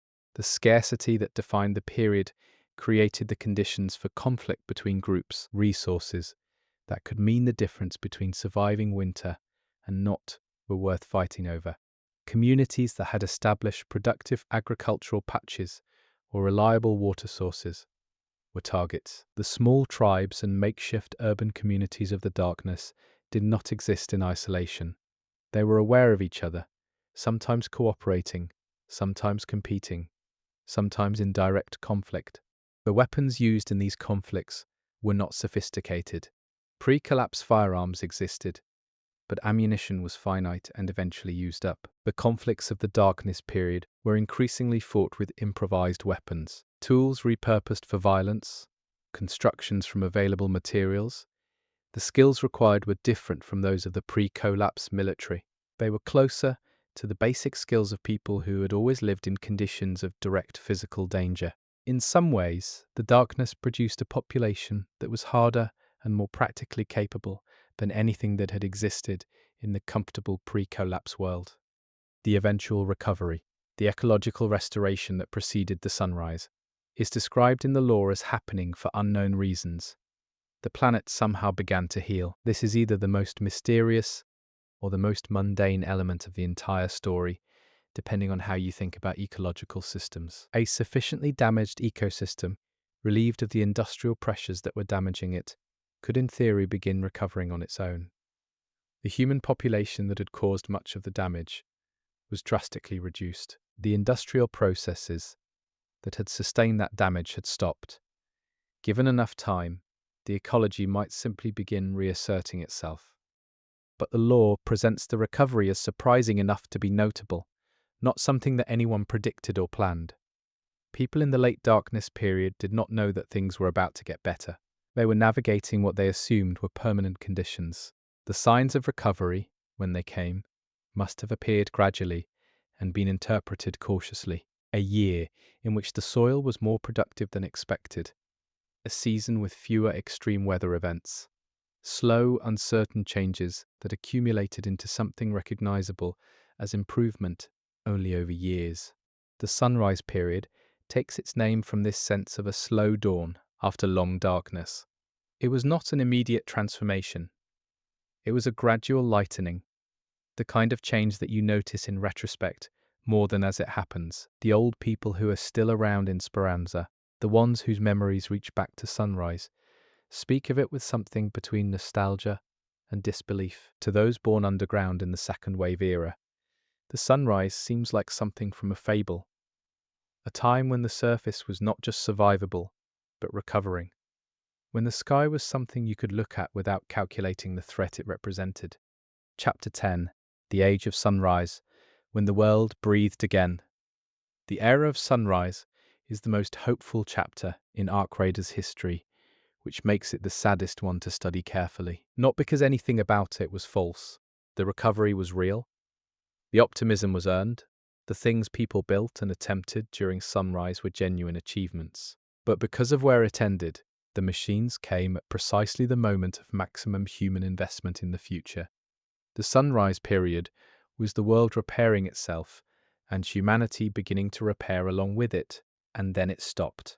The first gatherings around the Alcantara Dam represent the sunrise period's most concrete early achievement. The dam was pre-collapse infrastructure, a massive engineering project built to hold back water and generate power. It had survived the collapse in functioning or near-functioning condition, which speaks to the scale of engineering that went into it. Survivors who found their way to the Alcantara Dam recognized what they had found: a reliable water source, existing infrastructure, and the possibility of power if the systems could be reactivated. Those first settlers at the dam were doing something qualitatively different from the survival strategies of the darkness. They were not just surviving, they were beginning to reconstruct. The choice to gather around an existing piece of major infrastructure rather than simply scavenging through ruins implied a longer-term orientation, the idea that you could not only survive here, but build something here that would last. This is the orientation of Sunrise. The hydroponic domes, built in the fetid swamp near the Alcantara Dam, are one of the most eloquent pieces of environmental storytelling in the entire game. The codex entry on the hydroponic domes describes them as both more makeshift and more recent than most other structures in the area. They are not pre-collapse infrastructure. They are Sunrise-era construction. People in the Sunrise period, using the knowledge they had managed to preserve from before, built something new. Not new by pre-collapse standards. The technology of the domes is not sophisticated by those terms, but new in the most important sense. Something that had not existed before, built by hands that imagined a future that would use it. The domes were designed to grow food. Specifically, a group of cultivation researchers who gathered at the dam during Sunrise attempted to develop a more resilient strain of wheat. They were not just feeding the people currently alive. They were working on the problem of feeding people in the future, under changed conditions. That kind of project, scientific, long-term, oriented toward knowledge production rather than immediate consumption, is the hallmark of a community that has moved beyond crisis management into genuine civilization building. The experiment was halted by a devastating hailstorm that destroyed the fragile seedlings. The Codex records this as a fact, without drama. The hailstorm came, the seedlings died, the project stopped. This kind of quiet failure, not catastrophic, not dramatic, just the ordinary way that attempts to build something better run into the resistance of the world, is one of the most human details in the lore. The researchers were trying something hard. The weather stopped them. They probably tried again. Or they did not. The Codex does not say. But the domes were there, and the attempt was real, and the fact that we know about it suggests that someone thought the attempt was worth recording. The solar panels, mentioned in the Sunrise-era description of the dam settlement, are another piece of the reconstruction story. These panels were pre-collapse technology that survivors had figured out how to reactivate or repurpose. The ability to generate electricity from sunlight is not a trivial achievement in the context of the darkness. It implies finding functional panels, understanding how they work well enough to connect them to usable systems, and building an electrical infrastructure that could distribute the generated power to where it was needed. Someone understood enough of the relevant technology to make this happen. The reactivation of the old solar panels is an example of a pattern that runs through the Sunrise period, the rediscovery of pre-collapse technology rather than the invention of new technology. The Sunrise-era communities were not at the frontier of human knowledge. They were working backward from the frontier, recovering capabilities that had been lost. This is why the technology visible in the game's ruins looks anachronistically simple for the apparent time period. It is not primitive technology. It is relearned technology, something that was once known at a high level, lost in the collapse, and painstakingly recovered to a lower level by people working from fragments of the original understanding. The strange anachronism of the game's technology, massive pre-collapse structures like the dam and the spaceport alongside computers that look basic by modern standards, makes complete sense through this lens. The big infrastructure survived because it was built to survive. The knowledge-intensive technology was lost and could only be partially recovered. A community that can barely keep a solar panel array running is not going to be building sophisticated computer systems from scratch. They are going to rebuild towards simplicity, getting things working rather than getting things working well. The organized society that emerged during Sunrise was not uniform across the Rust Belt region. Different communities had different levels of capability, different governance structures, different relationships to the pre-collapse knowledge that was available to them. Some communities were more militarily oriented, developing the defensive capabilities that would eventually be relevant when the machines came. Some were more agricultural, focused on the food security problem. Some were more technically oriented, prioritizing the recovery and application of pre-collapse knowledge. The Sunrise-era communities had enough stability to begin thinking about the future in concrete terms. Not just survival, but planning. Not just feeding people today, but figuring out how to feed people reliably over seasons and years. Not just maintaining existing structures, but beginning to build new ones. The hydroponic dome experiment is evidence of this. You do not attempt to breed a more resilient strain of wheat unless you are planning to be around long enough to need one. Major Ivor, who would lead the raiders to victory at the Battle of Victory Ridge, came from somewhere in this sunrise world. The Codex names her as the brilliant leader who unified scattered raider groups into the coordinated force that defeated the First Wave's final assault. Before that coordination was possible, before Victory Ridge, there was the Sunrise period, in which communities were developing and in which the kind of leadership that Ivor represented was being cultivated. She did not appear from nowhere. She came out of a world that had been building towards something. The relationship between the Sunrise communities and the pre-collapse Exodus humans who had left Earth is worth thinking about here. By the time of Sunrise, generations after the collapse, many decades after the ships departed from Acera, the Exodus was more legend than living memory. The graffiti on the spaceport walls was written by people who watched the ships leave. Their grandchildren or great-grandchildren were the ones building hydroponic domes and reactivating solar panels. The Exodus had become a story, one that carried moral weight, but not immediate practical relevance. The Sunrise communities did not think of themselves as abandoned remnants of something larger. They thought of themselves as the people who had survived, who had built something from the wreckage, who had earned the right to the world they were rebuilding through the simple fact of having stayed in it and worked to restore it. The Exodus in this context was an old wound. It had happened. People talked about it in certain ways, but the Sunrise era was oriented toward the present and the future, not backward toward the betrayal of the past. The machines ended that orientation. When the first wave arrived, raining from the sky in the characteristic arced patterns that gave the arc their name, appearing on the radar screens of the more technologically capable Sunrise communities as curved signatures falling from orbit, the forward orientation of the Sunrise period was interrupted by something that required all attention to be redirected toward immediate survival again. The first wave arc units, as noted in the Codex, were technologically cruder than what the second wave would eventually bring. The lore from the arc trader's source is particularly specific about this. The raiders of the first wave era quickly found the weaknesses of these early machines and built a network of outposts and defenses in response. You can still see the ruins of those outposts on the maps. They are archaeological evidence of a war that happened before the current story. The infrastructure of a resistance that succeeded at significant cost.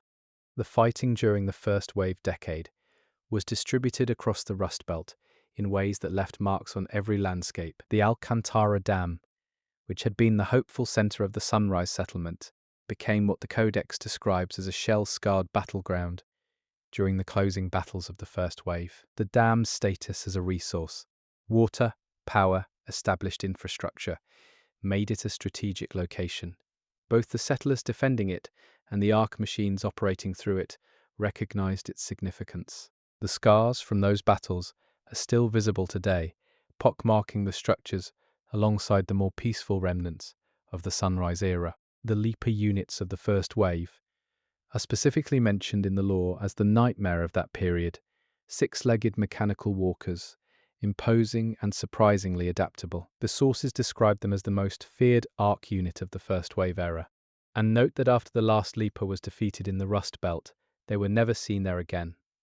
But the rumors persist that in remote regions, Leapers still roam. The Leapers' adaptability, their capacity to adjust to the terrain and tactics used against them, is an early indication of the Ark's capacity for learning that would be so thoroughly demonstrated by the gap between first and second wave technology.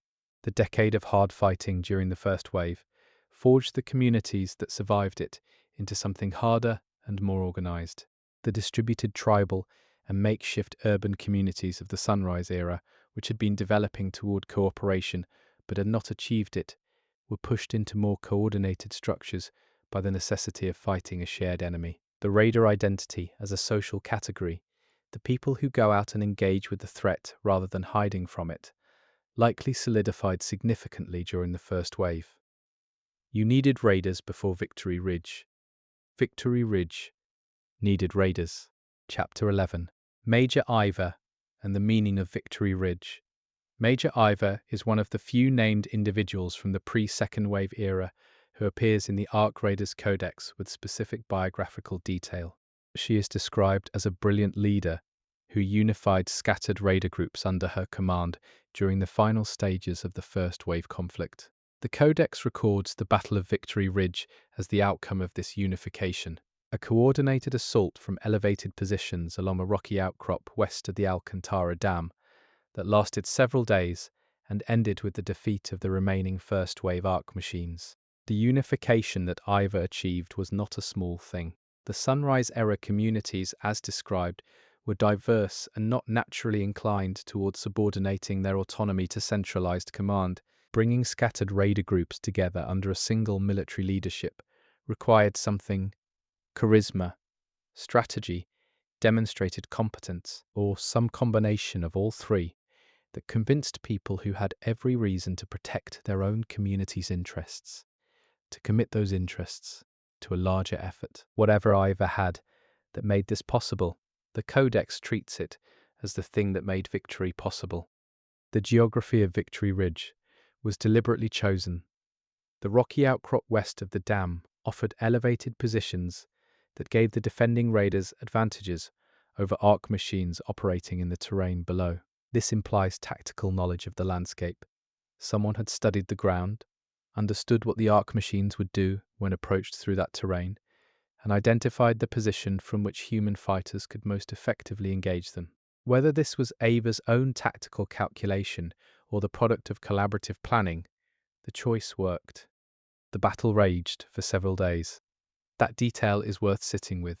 Several days of continuous fighting against Ark machines, in terrain that both sides were trying to control, with neither side quickly overwhelming the other. The duration implies that the Ark machines during the first wave were capable of sustained engagement and strategic adaptation. They did not simply collapse when confronted with organized resistance. The raiders had to keep fighting, through attrition and exhaustion and loss, until the machines were finally defeated. The cost was devastating. The Codex is explicit about this. Most who fought at Victory Ridge did not return home. Those who did returned carrying wounds that were both physical and psychological, injuries that the Codex notes many never truly recovered from. This is not the language of a glorious victory. It is the language of something survived at terrible cost. Victory Ridge is commemorated because it was successful, but the commemoration includes an honest accounting of what success required. The aftermath of Victory Ridge was not peaceful. The unity that had made the victory possible collapsed almost immediately after the common threat was defeated. Survivors blamed each other for tactical failures during the battle. They feuded over the spoils of war, the resources and territory freed by the Ark's defeat. The bitter rivalries that formed in the wake of Victory Ridge fragmented the communities that had just fought together. This is a pattern that repeats throughout history with painful regularity. Coalitions built against a shared threat dissolve when the threat is removed, because the shared threat was the only thing strong enough to override the other conflicts. Major Ivor's fate after Victory Ridge is not specified in the available lore. She unified people long enough to win the most important battle of the First Wave era, and then she disappears from the record, or at least from the Codex entries currently available. This could be a detail that the game's developing narrative will eventually address. It could also be a deliberate choice to leave the post-victory period of fragmentation as the legacy of Victory Ridge, rather than centering it on any individual figure.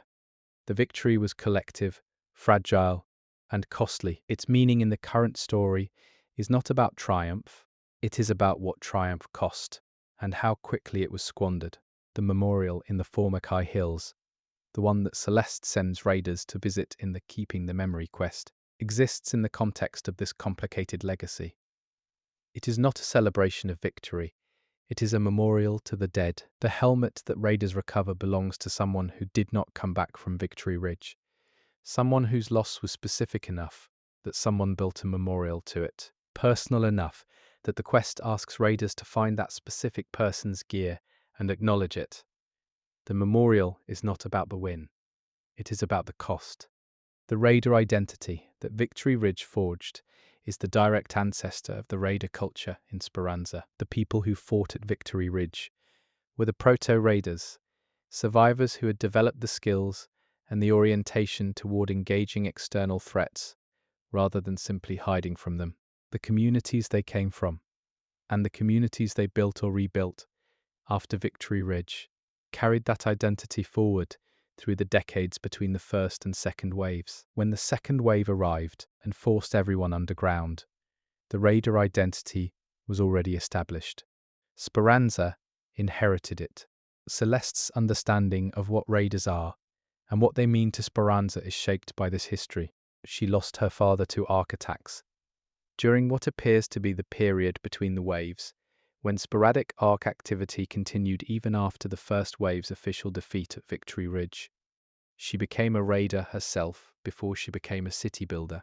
Her founding of Speranza was not the act of a civilian administrator who decided to take charge. It was the act of someone who had operated on the topside, who understood what it cost, and who decided that the cost needed to be structured and supported rather than simply absorbed by individuals acting alone.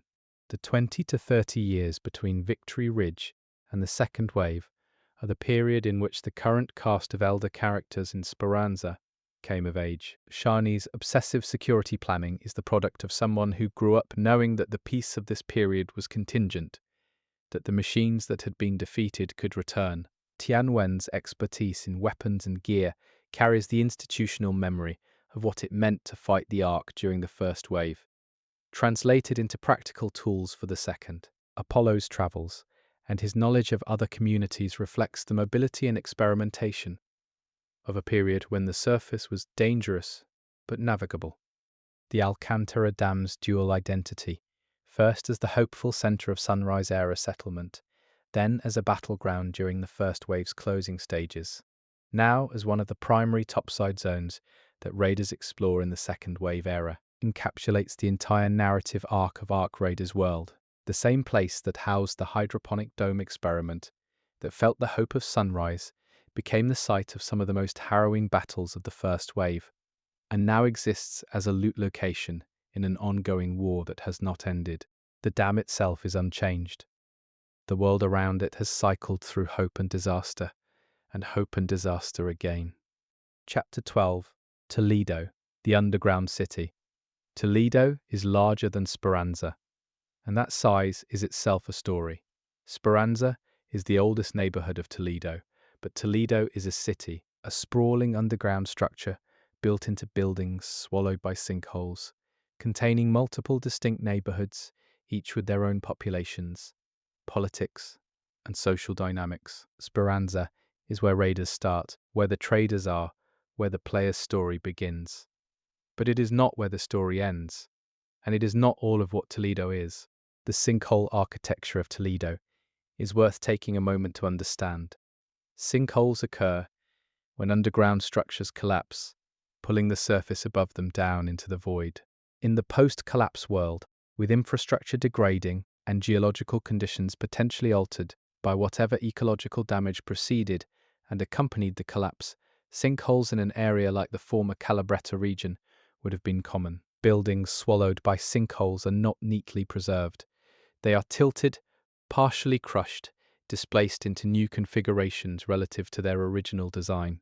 The community that built Toledo worked with these distorted structures rather than against them. They used the natural cavities created by the sinkholes as the foundation for an underground city, incorporating the surviving elements of the swallowed buildings into a larger whole. The result is a city that has no uniform architectural logic. Different sections reflect different swallowed structures in different states of preservation, joined together by improvised connections and extended by deliberate excavation. Toledo is genuinely unique in a way that planned cities almost never are. The political structure of Toledo, as the law makes clear, is not centralized.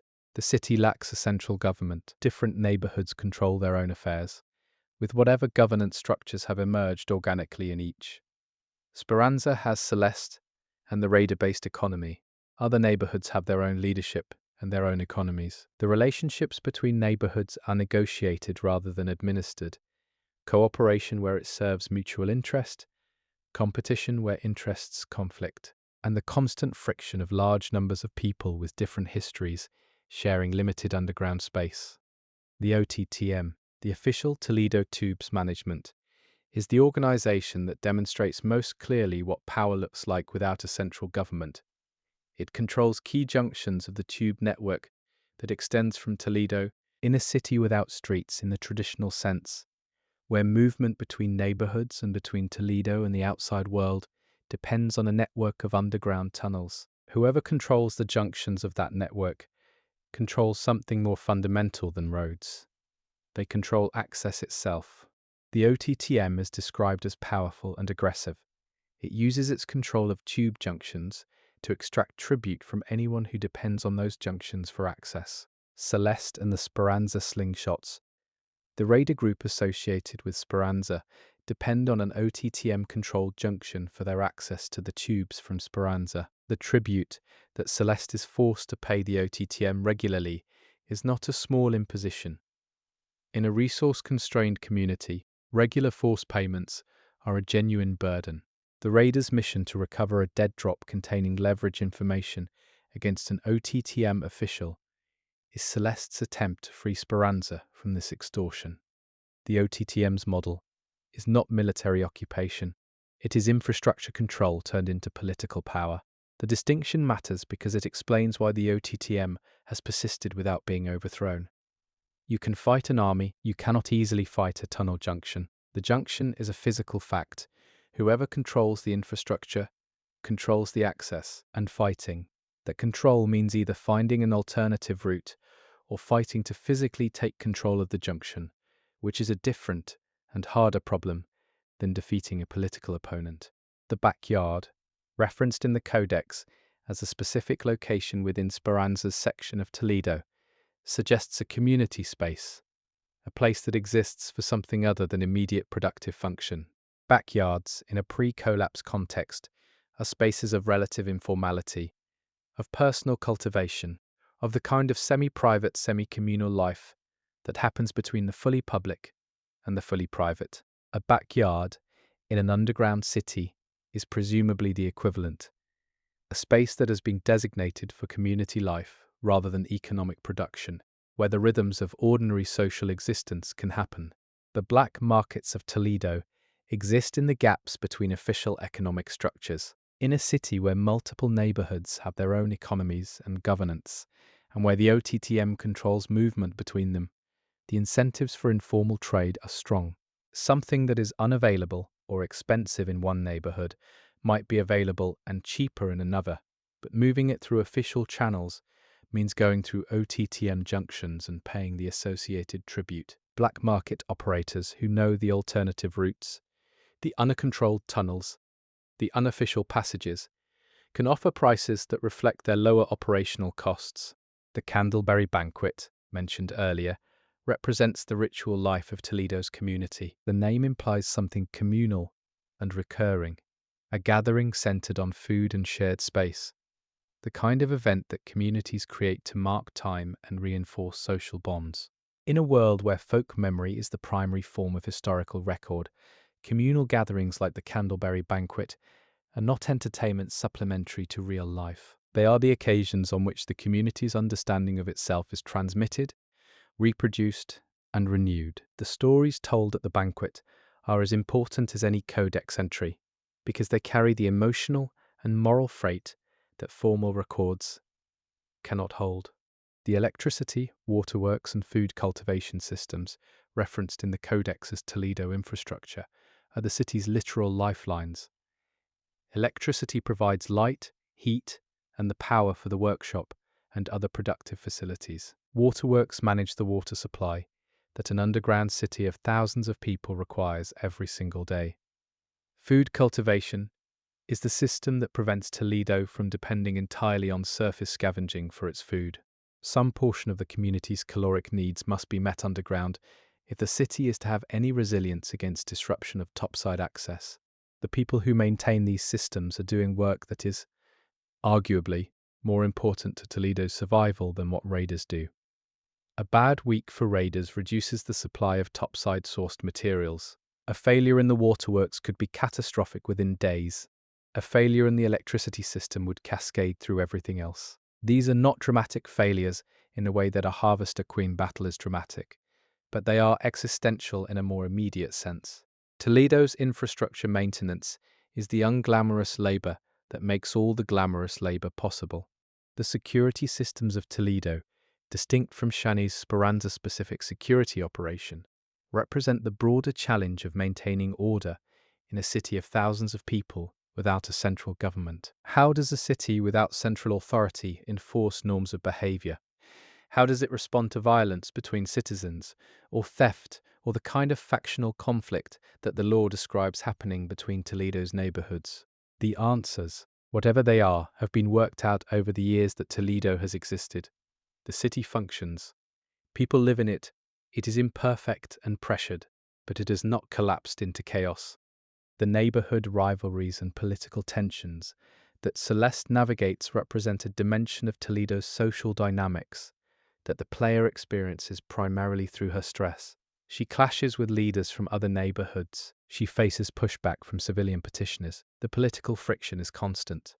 This is the reality of a city built from disparate communities that came together out of necessity rather than choice, each of which brought its own history, values, and expectations of governance into an arrangement that serves collective survival, even when it frustrates individual community preferences. Chapter 13. The Signal. The mystery that refuses to stay quiet. There is a detail in the Ark lore that the Codex describes carefully but without resolution. Somewhere in the timeline of the second wave, a signal was detected. The Codex notes that when sudden changes in Ark operations are observed, it is cause for grave concern. Efforts were made to contain the news of this signal. Rumors spread through Speranza anyway. The same signal was later heard at the Red Tower hideout in the buried city. A signal, something the Ark transmitted or produced that was detectable by human equipment. The fact that it was detectable at all is interesting. The Ark's operations are generally silent from a communications perspective, as far as Speranza's inhabitants can observe. The machines do not broadcast to humans. They do not communicate their intentions. A detectable signal from the Ark's operations is an anomaly, something outside the established behavioral pattern that makes it worth paying serious attention to. What the signal contained is not specified in the available Codex information. Whether it was information that human analysts could interpret, or simply an anomalous energy emission associated with a change in Ark operational behavior, is unclear. What is clear is that it was alarming enough that the people who first detected it tried to keep it quiet, and that Speranza's population found out anyway. Information about the Ark travels through Speranza whether the leadership wants it to or not. The community is too invested in its own survival to accept managed information. The fact that the same signal was heard at the Red Tower hideout in the buried city is geographically significant. The Red Tower hideout is in the buried city zone, the sand-covered ruins of Murano. A signal detected in Speranza's systems, and then again at a location in the buried city, suggests the signal has a source that is broadcasting at sufficient power and range to be received at multiple points across the Rust Belt. This is not a localized phenomenon. Whatever is transmitting, it is doing so at scale. The community response to the signal, as the law presents it, is anxiety. The phrase, cause for grave concern, is the Codex's language for something that the people of Speranza do not fully understand but recognize as potentially threatening. Changes in Ark operations are the kind of thing that precede escalations. The second wave was itself a change from the quiet between first and second waves. When the machines change what they are doing, the results for humans have historically been severe. This detail, the attempted suppression, the rumors, the second detection, is one of the more obviously unresolved threads in the current lore. It reads like setup. The game has introduced a mystery without resolving it, which is consistent with the 10-year live service narrative approach. The signal will presumably become significant at some point in the ongoing story. What it portends, whose it is, and what it signals about the future of the Ark's operations on Earth are questions the community is sitting with or waiting for the next chapter. The buried city, as Murano adds a layer of specificity to this mystery. The Codex notes that the buried city was once called Murano, and that heavy winds have recently uncovered parts of it that were not accessible before. Something about the timing of the uncovering, combined with the detection of the signal at the Red Tower hideout, suggests that the buried city's current state is not static. The environment is changing. The sand is moving. What was buried is becoming visible again. This could be natural. Wind patterns shift, or it could be the consequence of the Ark's atmospheric and surface modifications. Either way, a buried city revealing itself is a source of both opportunity and unknown risk. The Ark's capacity to refine their designs and tactics in the face of new threats is explicitly noted in the Codex. This means the Ark observe what the raiders do and adjust. A raider tactic that works reliably against one generation of Ark security forces may be adapted around in the next. The machines that the Speranza community fights today are not identical to the machines they fought a year ago. The operational learning that happens between encounters is embedded in the Ark's development cycle. Each generation of defenders teaches the Ark something about how to defeat them more effectively. This creates a genuine strategic problem for Speranza that goes beyond the individual danger of any particular topside run. The community is engaged in a war of attrition against an enemy that adapts. Every victory against the Ark, every Harvester Queen destroyed, every operation disrupted, every piece of Ark technology recovered and studied, feeds back into the Ark's learning process. The machines will not make the same mistake twice. The raiders will need to develop new approaches continuously, not because what they are doing stops working immediately, but because the Ark will eventually close whatever gaps the raiders are exploiting. The Shredder unit that appears in Stella Montis and is now spreading to other locations, including the underground tunnels of Blue Gate, represents exactly this kind of escalation. A new Ark unit type, designed for close quarters indoor environments, appearing first in the Stella Montis facility and then expanding its operational zone into the underground tunnel networks. The Shredder is not a random new enemy. It is the Ark, adapting to the environments where humans have been operating relatively safely. If the underground tunnels of Blue Gate are now hosting Shredder units, then the assumption that the underground is safe from direct Ark incursion is being challenged. The Vaporizer, introduced in the Flashpoint update of 2026, represents another escalation in Ark capabilities. A new unit with presumably new capabilities, added to an already dangerous roster, suggests the Ark's operational program is continuing to evolve. The community catalogues and studies each new unit type, adding to the Codex's threat assessment. Each addition to that catalogue is evidence of the Ark's ongoing development process, of whatever intelligence is directing the machines, continuing to invest in improving their capability against the human resistance. Chapter 14: Androids, Memory, and what Stella Montis knows. Stella Montis is carved into the mountainside in a way that suggests the builders wanted it to be permanent. The facility's description, carved deep into the mountainside, looming silently over the valley below, is the language of something meant to outlast the world around it. The occupants who sealed it away when they left were not trying to hide it from the future, they were trying to preserve it for the future. The ceiling was protective, not defensive. Something inside Stella Montis was worth protecting. The scale of the facility hints at grand intent, as the Codex acknowledges. A facility of Stella Montis's scale, in a snowy mountain region that would have been logistically difficult to build in, even under pre-collapse conditions, was an expensive investment. The company identified as Stella Montis SPA, heavily involved with operating the facility, is listed alongside other pre-collapse organizations concerned with space travel, agricultural research, and security. The combination of security presence at Stella Montis and the Blue Gate suggests the facility was considered worth protecting by significant institutional investment. The androids inside Stella Montis are the most direct connection between the facility's purpose and the mystery of Lance's amnesia. Lance sends raiders into Stella Montis specifically to find and interact with android bodies scattered throughout the facility. His urgency about this. The ping that initiates the quest is described as urgent, suggests the androids at Stella Montis are personally significant to him in some way that connects to his missing memories. The quest is called In My Image, which is an evocative title. Androids who look like the setup raiders are already familiar with from Speranza, found in a sealed facility that was apparently connected to something large and intentional.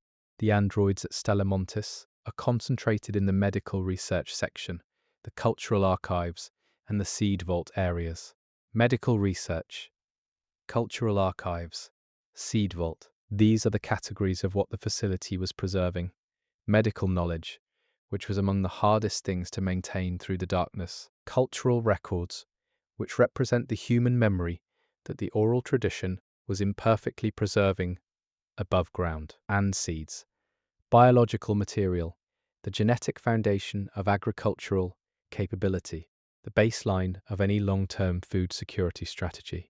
The presence of androids, specifically in these areas, suggests the androids were the facility's caretakers. They were there to maintain what had been preserved, to keep the medical knowledge accessible, to curate the cultural archives, to tend the seed vault. An android caretaker does not need food or water. It does not suffer from the psychological effects of isolation. It can maintain a preservation function over timescales that would be impossible for human caretakers without continuous resupply. The choice to use androids as custodians of Stella Montis's contents was the right choice for long-term preservation. But the androids are now inactive. Their bodies are there, but they are not performing any active caretaking function. Something ended their operation. The facility was sealed by the last human occupants. After the humans left, the androids were apparently at some point deactivated, or simply ran out of power or reached the end of their operational capability without the maintenance humans would have provided. The Stella Montis that raiders enter is a facility whose caretakers have failed, not the preserved contents, which may still be intact, but the system that was supposed to maintain those contents over time. Lance's amnesia, in the context of Stella Montis, takes on a different colouring. He is an android. He arrived in Speranza without memories of his previous existence.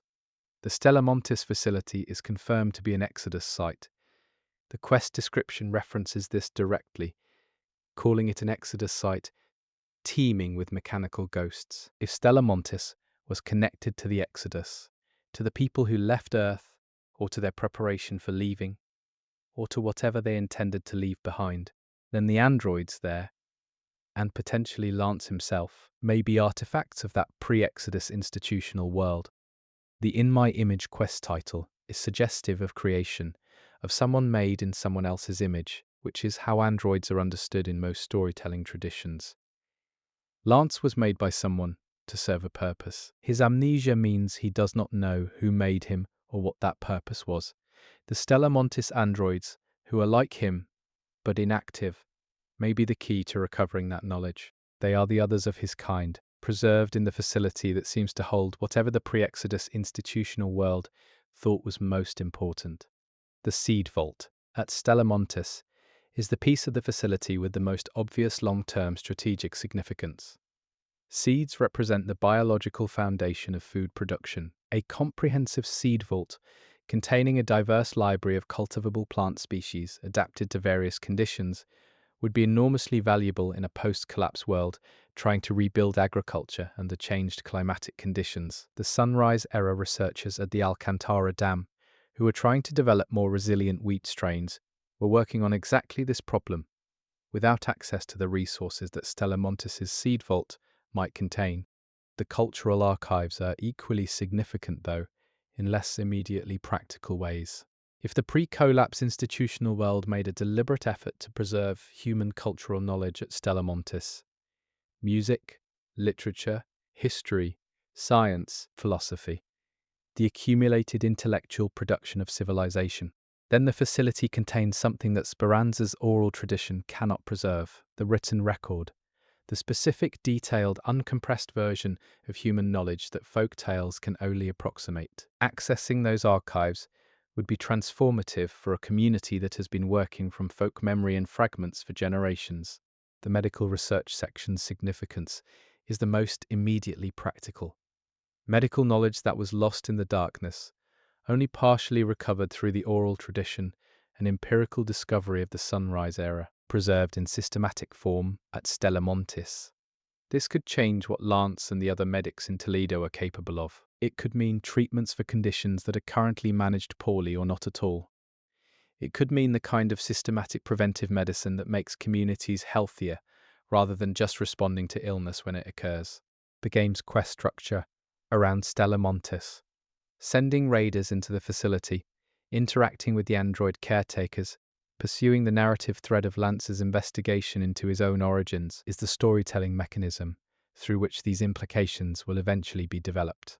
The facility is not just a loot location, it is the archive of what was worth saving before the collapse, and raiders are only beginning to understand what that means. Chapter 15: The Blue Gate Nomads, Choosing the Surface. The Blue Gate Nomads represent a choice that most of Toledo's inhabitants decided not to make. They are people who survived the collapse, the darkness, sunrise, and both waves of Ark incursion without retreating fully into the underground city. They remained on the surface, or close to it, and adapted their survival strategies to coexistence with the Ark rather than withdrawal from Ark-controlled territory. This choice required different capabilities, different philosophy, and different relationship to the danger than Speranza's approach. The Codex describes the nomads as recognized by their flags and makeshift decorations. These are not the manufactured insignia of an organized faction with resources for standardization. They are the visual markers of a culture that expresses itself with what it has, which is what nearly every culture does. But in the nomads' case, the constraints are particularly visible. The flags are territory markers. The decorations are identity markers. Together they say, "We were here, we are here. This ground is known to us." The nomads' flags near the Blue Gate Zone are found in proximity to disabled deforester units, ARC machines that have been neutralized. The community source notes that the effect of these disabled machines, alongside the nomad markings, is closer to a warning shrine than a triumphant monument. This is a subtle but important distinction. A triumphant monument says, "We won here." A warning shrine says, "Something dangerous is here, and we have dealt with it, but do not become careless." The nomads are not celebrating their victories over ARC units. They are marking them as information, as evidence of the kind of threat that exists in this area. The deforester designation for ARC units in the Blue Gate region is itself interesting. A deforester suggests a machine specifically engaged in clearing vegetation, removing trees and ground cover, the kind of biological material that would obstruct certain operations or that contains resources the Ark extraction program wants to access. The Blue Gate's mountainous terrain, with presumably different vegetation profiles from the lowland zones, has attracted Ark units specialized for clearing it. The nomads have been living in the same terrain and fighting these specialized units, which means they have developed knowledge of deforester behavior and vulnerabilities that Speranza's raiders likely do not have. The relationship between the nomads and Speranza is unspecified in the Codex, not friendly, not hostile, simply not defined. They are survivors who made different choices and who occupy different territory. They are not aligned with Speranza, which means they are not enemies of Speranza either. They are a separate community with a separate history, existing in the same general region of the Rust Belt, occasionally encountered by raiders who range into Blue Gate territory. Whatever the nature of that encounter tends to be, wary coexistence, occasional exchange, territorial tension, the law does not yet specify. What the nomads know, that Speranza does not, is a significant unknown. They have been on the surface continuously through both waves of Ark incursion, without the underground refuge that Toledo provides. Their understanding of Ark behavior in the Blue Gate terrain is built from direct, sustained observation under conditions of genuine personal risk. They have watched Ark operational patterns change over time from ground level, without the structural buffer that an underground city provides. If the Exodus origin theory is correct, and the Ark's operations are being directed by an intelligence that is watching and learning, the nomads have been positioned to observe that learning process more directly than anyone in Toledo. The underground complexes in the Blue Gate region, now partially infiltrated by shredder units, according to the 2026 lore updates, represent the overlap between nomad territory and the tube network that connects Toledo's neighborhoods. If the nomads have been using these complexes as part of their surface survival infrastructure, the arrival of shredder units in the underground tunnels of Blue Gate is a direct threat to a community that has already adapted to Ark's surface presence. What the nomads do when their underground refuges are compromised is an interesting question, one that the game's ongoing story may eventually address. The nomad culture, reconstructed from the small details the lore provides, appears to be oriented around mobility and pragmatic adaptation. Flags and makeshift decorations suggest a culture that marks territory without building permanent structures. The ability to survive the surface through both arc waves suggests flexibility, the capacity to read arc operational patterns, to move when necessary to avoid direct confrontation when the odds do not favor it, and to engage when they do. This is not the culture of Speranza's raiders who return to a fixed base. This is a culture of sustained surface presence.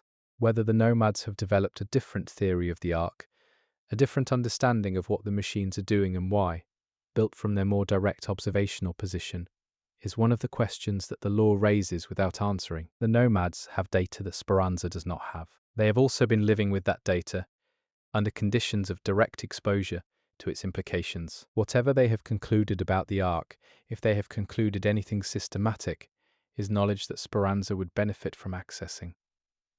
The question is whether any channel for that knowledge transfer exists. Chapter 16. Hostile Raiders and the Fractures Within. Shani's warning at the beginning of the game, the alert about hostile groups of raiders taking over certain settlements, introduces a dimension of the Ark Raiders world that is easy to overlook when focusing on the Ark as the primary threat. There are human enemies on the top side that are not simply rival raiders competing for the same resources. There are organized groups that have turned predatory, that have made the choice to take from others rather than scavenge from the environment, and that have established enough organizational coherence to hold territory against both Ark machines and Speranza-affiliated raiders. These hostile raider groups represent the worst-case outcome of the social fragmentation that Victory Ridge produced. The bitter rivalries after the battle, the communities that could not maintain cooperation once the shared threat was removed. Some of those fractured groups eventually followed the logic of scarcity to its endpoint. If resources are limited and competition for them is fierce, then the most efficient strategy is not to find your own resources, but to take them from those who have already found theirs. The hostile raiders are communities that have professionalized this strategy.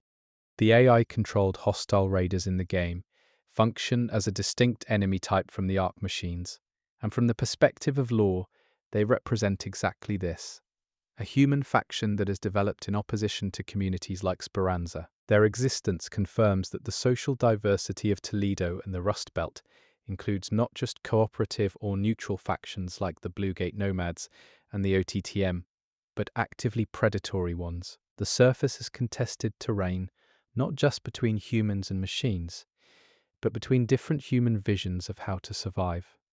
The possibility of rogue raiders, player characters who choose to align with these hostile groups rather than with Speranza, is a lore implication that the game's structure leaves open. If the hostile raider groups are part of the world's faction landscape, then the question of what Speranza represents politically becomes sharper. It is one model of community, mutual support, shared resources, the raiders going up so the community can live. The hostile model is a different one, extraction from others as the survival strategy. The moral distinction is clear, but the practical effectiveness of both models is an open question in a world where the primary threat is the Ark. The Clan Wars mode, referenced in 2026 roadmap materials, suggests that the faction dynamics of the Rust Belt are becoming a more central element of the game's structure. Player-created clans competing for control over surface territory, extracting beacon items, climbing leaderboards, fighting each other over the resources of the topside, mirrors the lore's description of a world where human conflict over resources is as real as the conflict with the Ark. The game's design is bringing the PvP dimension of the lore into more explicit focus as the story develops. The Echo faction, referenced in some 2026 roadmap materials, described as a rogue group of human-machine hybrids, faster and more unpredictable than standard Ark drones, represents a potential new development in the lore that is worth considering carefully. Human-machine hybrids. Not Ark machines. Not fully human. Something in between, and apparently organized enough to constitute a faction. This is a significant development if it is confirmed as part of the canon narrative. It suggests that the boundary between human and machine in the world of Ark Raiders is not as clear as the basic framing implies. The concept of human-machine hybridization in the context of Ark Raiders lore carries several implications. It implies that Ark technology is compatible enough with human biology for integration to be possible, which extends the compatibility argument beyond reverse-engineered weapons into direct biological application. It implies that some humans have chosen this integration, whether voluntarily or under conditions of coercion, and it implies that the resulting entities are sufficiently distinct from both full humans and full Ark machines to constitute their own faction with their own interests and their own operational characteristics. Whether the Echo faction represents a development within the Speranza community, raiders who have gone further than gear modification in incorporating Ark technology, or a faction that developed elsewhere in the Rust Belt or in the wider world, is a question the roadmap materials leave unanswered. But the existence of such a faction would complicate the binary of humans versus Ark that structures the game's basic conflict. If there are human-machine hybrids operating independently, the question of what side they are on is not answered by what they are made of. Chapter 17. The Coastal Frontier and What Lies Beyond the Rust Belt. The Riven Tides update, arriving in late April of 2026, brings the first entirely new map since Stella Montis opened in November 2025. The roadmap imagery points strongly to a coastal setting, and this is significant for reasons that go beyond the addition of new terrain. The Rust Belt, as established, is centered on the inland Italian landscape around the Alcantara Dam, the buried city of Murano, and the Acera spaceport. The Blue Gate and Stella Montis extend it into mountainous northern territory. A coastal map extends the world toward the sea. A coastal environment in the Ark Raiders setting carries specific lore implications. The sea was historically a route, not just of transportation, but of connection to the wider world beyond the immediately explored region. A coastal topside zone raises questions about what is out there on the water, about whether the Ark's operations extend to maritime environments, about whether there are communities on or beyond the coast that the Rust Belt survivors have not had contact with, and about whether the ships of the Exodus, if they launched from facilities like the Acera spaceport, left any trace in the coastal and maritime record. The hydrology of a coastal environment is also different from the inland zones. Water in the Rust Belt is primarily the freshwater system associated with the Alcantara Dam. A coastal zone introduces saltwater environments, tidal dynamics, and potentially different mineral compositions in the soil and rock. If the Ark's extraction program is sensitive to geological and mineral specifics, the coastal environment may attract different types of Ark activity than what raiders have observed inland. New terrain for the Ark means new operational modes, and new operational modes mean new units designed for those modes. The large new boss-tier Ark enemy, confirmed for Riven Tides, represents another escalation in the scale of Ark threats raiders face. Each boss-tier enemy introduced since launch has been larger, more complex in behavior, and more demanding in terms of the cooperative effort required to defeat it. The Harvester Queen established the pattern. Whatever the new large Ark threat is, it presumably represents the next tier, an entity whose presence on the coastal map is not accidental, but connected to whatever the Ark is doing in that specific environment. The new map condition accompanying riven tides adds another layer to the environmental complexity of surface operations. Previous map conditions, the cold snap, the electromagnetic storms, have each added specific tactical challenges to topside runs, changing the resource calculus and the risk profile of operations in the affected zone. A coastal map condition might involve tidal flooding of certain areas, storm conditions specific to maritime environments, or something entirely new that the inland conditions have not prepared raiders for. The third expedition window, opening with riven tides, is significant for the ongoing narrative of the tubes. The expedition system, where raiders undertake a one-way journey into the deep tubes, has had windows open and close, each one representing another wave of raiders choosing to make that commitment. What those expeditions have discovered, whether the community will ever hear from the raiders who made them, and whether the deep tubes that the expeditions explore are connected to the coastal geography introduced by riven tides. These are questions that the opening of the third window puts back into focus. The data mined content suggesting a map called Frozen Trail points toward another direction, northward, deeper into the mountainous territory beyond Stella Montis, toward a colder, more extreme environment than any existing zone. A frozen trail connects to the imagery of isolation in extreme conditions, of terrain that is hostile not just because of Ark presence, but because the environment itself is actively working against survival. The nomads of the Blue Gate, who have already demonstrated comfort with the mountainous territory, might have information about what lies further north, what the frozen trail leads to, and what is at the end of it. The toxic swamp condition, referenced in earlier leaks, though it did not manifest as expected, points toward the ongoing transformation of the Rust Belt's environment.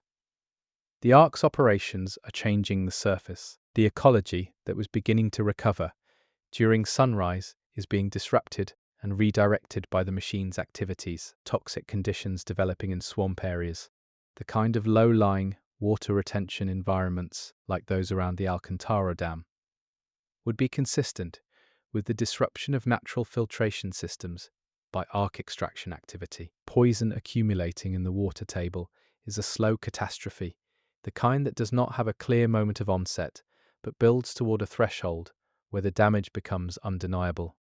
The evolving map conditions of Ark raiders are not just mechanical variety. In the context of the lore, they are the ongoing narrative of what the Ark is doing to Earth's surface. Each new condition, cold, electromagnetic, whatever the coastal and frozen environments introduce, is evidence of the machine's continuing modification of the planet. The Rust Belt of 2026 is not the same as the Rust Belt of 2025. The Ark are changing it. The raiders are navigating a landscape in motion, not a static ruin. Every new map condition is a data point about what the machines are accomplishing and what the surface will eventually become if the program continues uninterrupted. Chapter 18. Living in year 2180. The year is 2180. That specific date, anchoring the game's present, places Ark raiders about a century and a half in the future from the time of writing. It is close enough to feel connected to recognizable history. The collapse that preceded the story happened in a world that is a degraded but continuous development from the world we know, and distant enough that the details of what came between are largely lost. The world of 2180 in Ark Raiders is not a clean speculative future. It is a world shaped by catastrophe, carrying the marks of multiple overlapping disasters. The year is significant in the context of the darkness and the sunrise. If the collapse happened many generations before 2180, and if a generation is roughly 25 to 30 years, then the collapse might have occurred somewhere around 2100 to 2120. The exodus happened around the same time. The people boarding ships at a Serra spaceport, doing so in the context of the deepening crisis. The darkness lasted generations. The sunrise came. The first wave arrived. 20 to 30 years of relative peace. The second wave, the current period of the story, began at some point that lands in the mid to late 2100s, with the game's present in 2180, representing several decades into the second wave. the survivors of Speranza who are elderly in 2180, the Gianni figure described as a veteran, and others whose memories reach back to the sunrise era, would have been born before or during the first wave. They are people in their 70s or 80s, if human lifespans in this world are similar to what they were before the collapse. They have lived through the transition from the hope of sunrise to the devastation of the first wave, to the relative peace between waves. Their perspective on what is happening is shaped by a scope of experience that younger people in Speranza cannot replicate.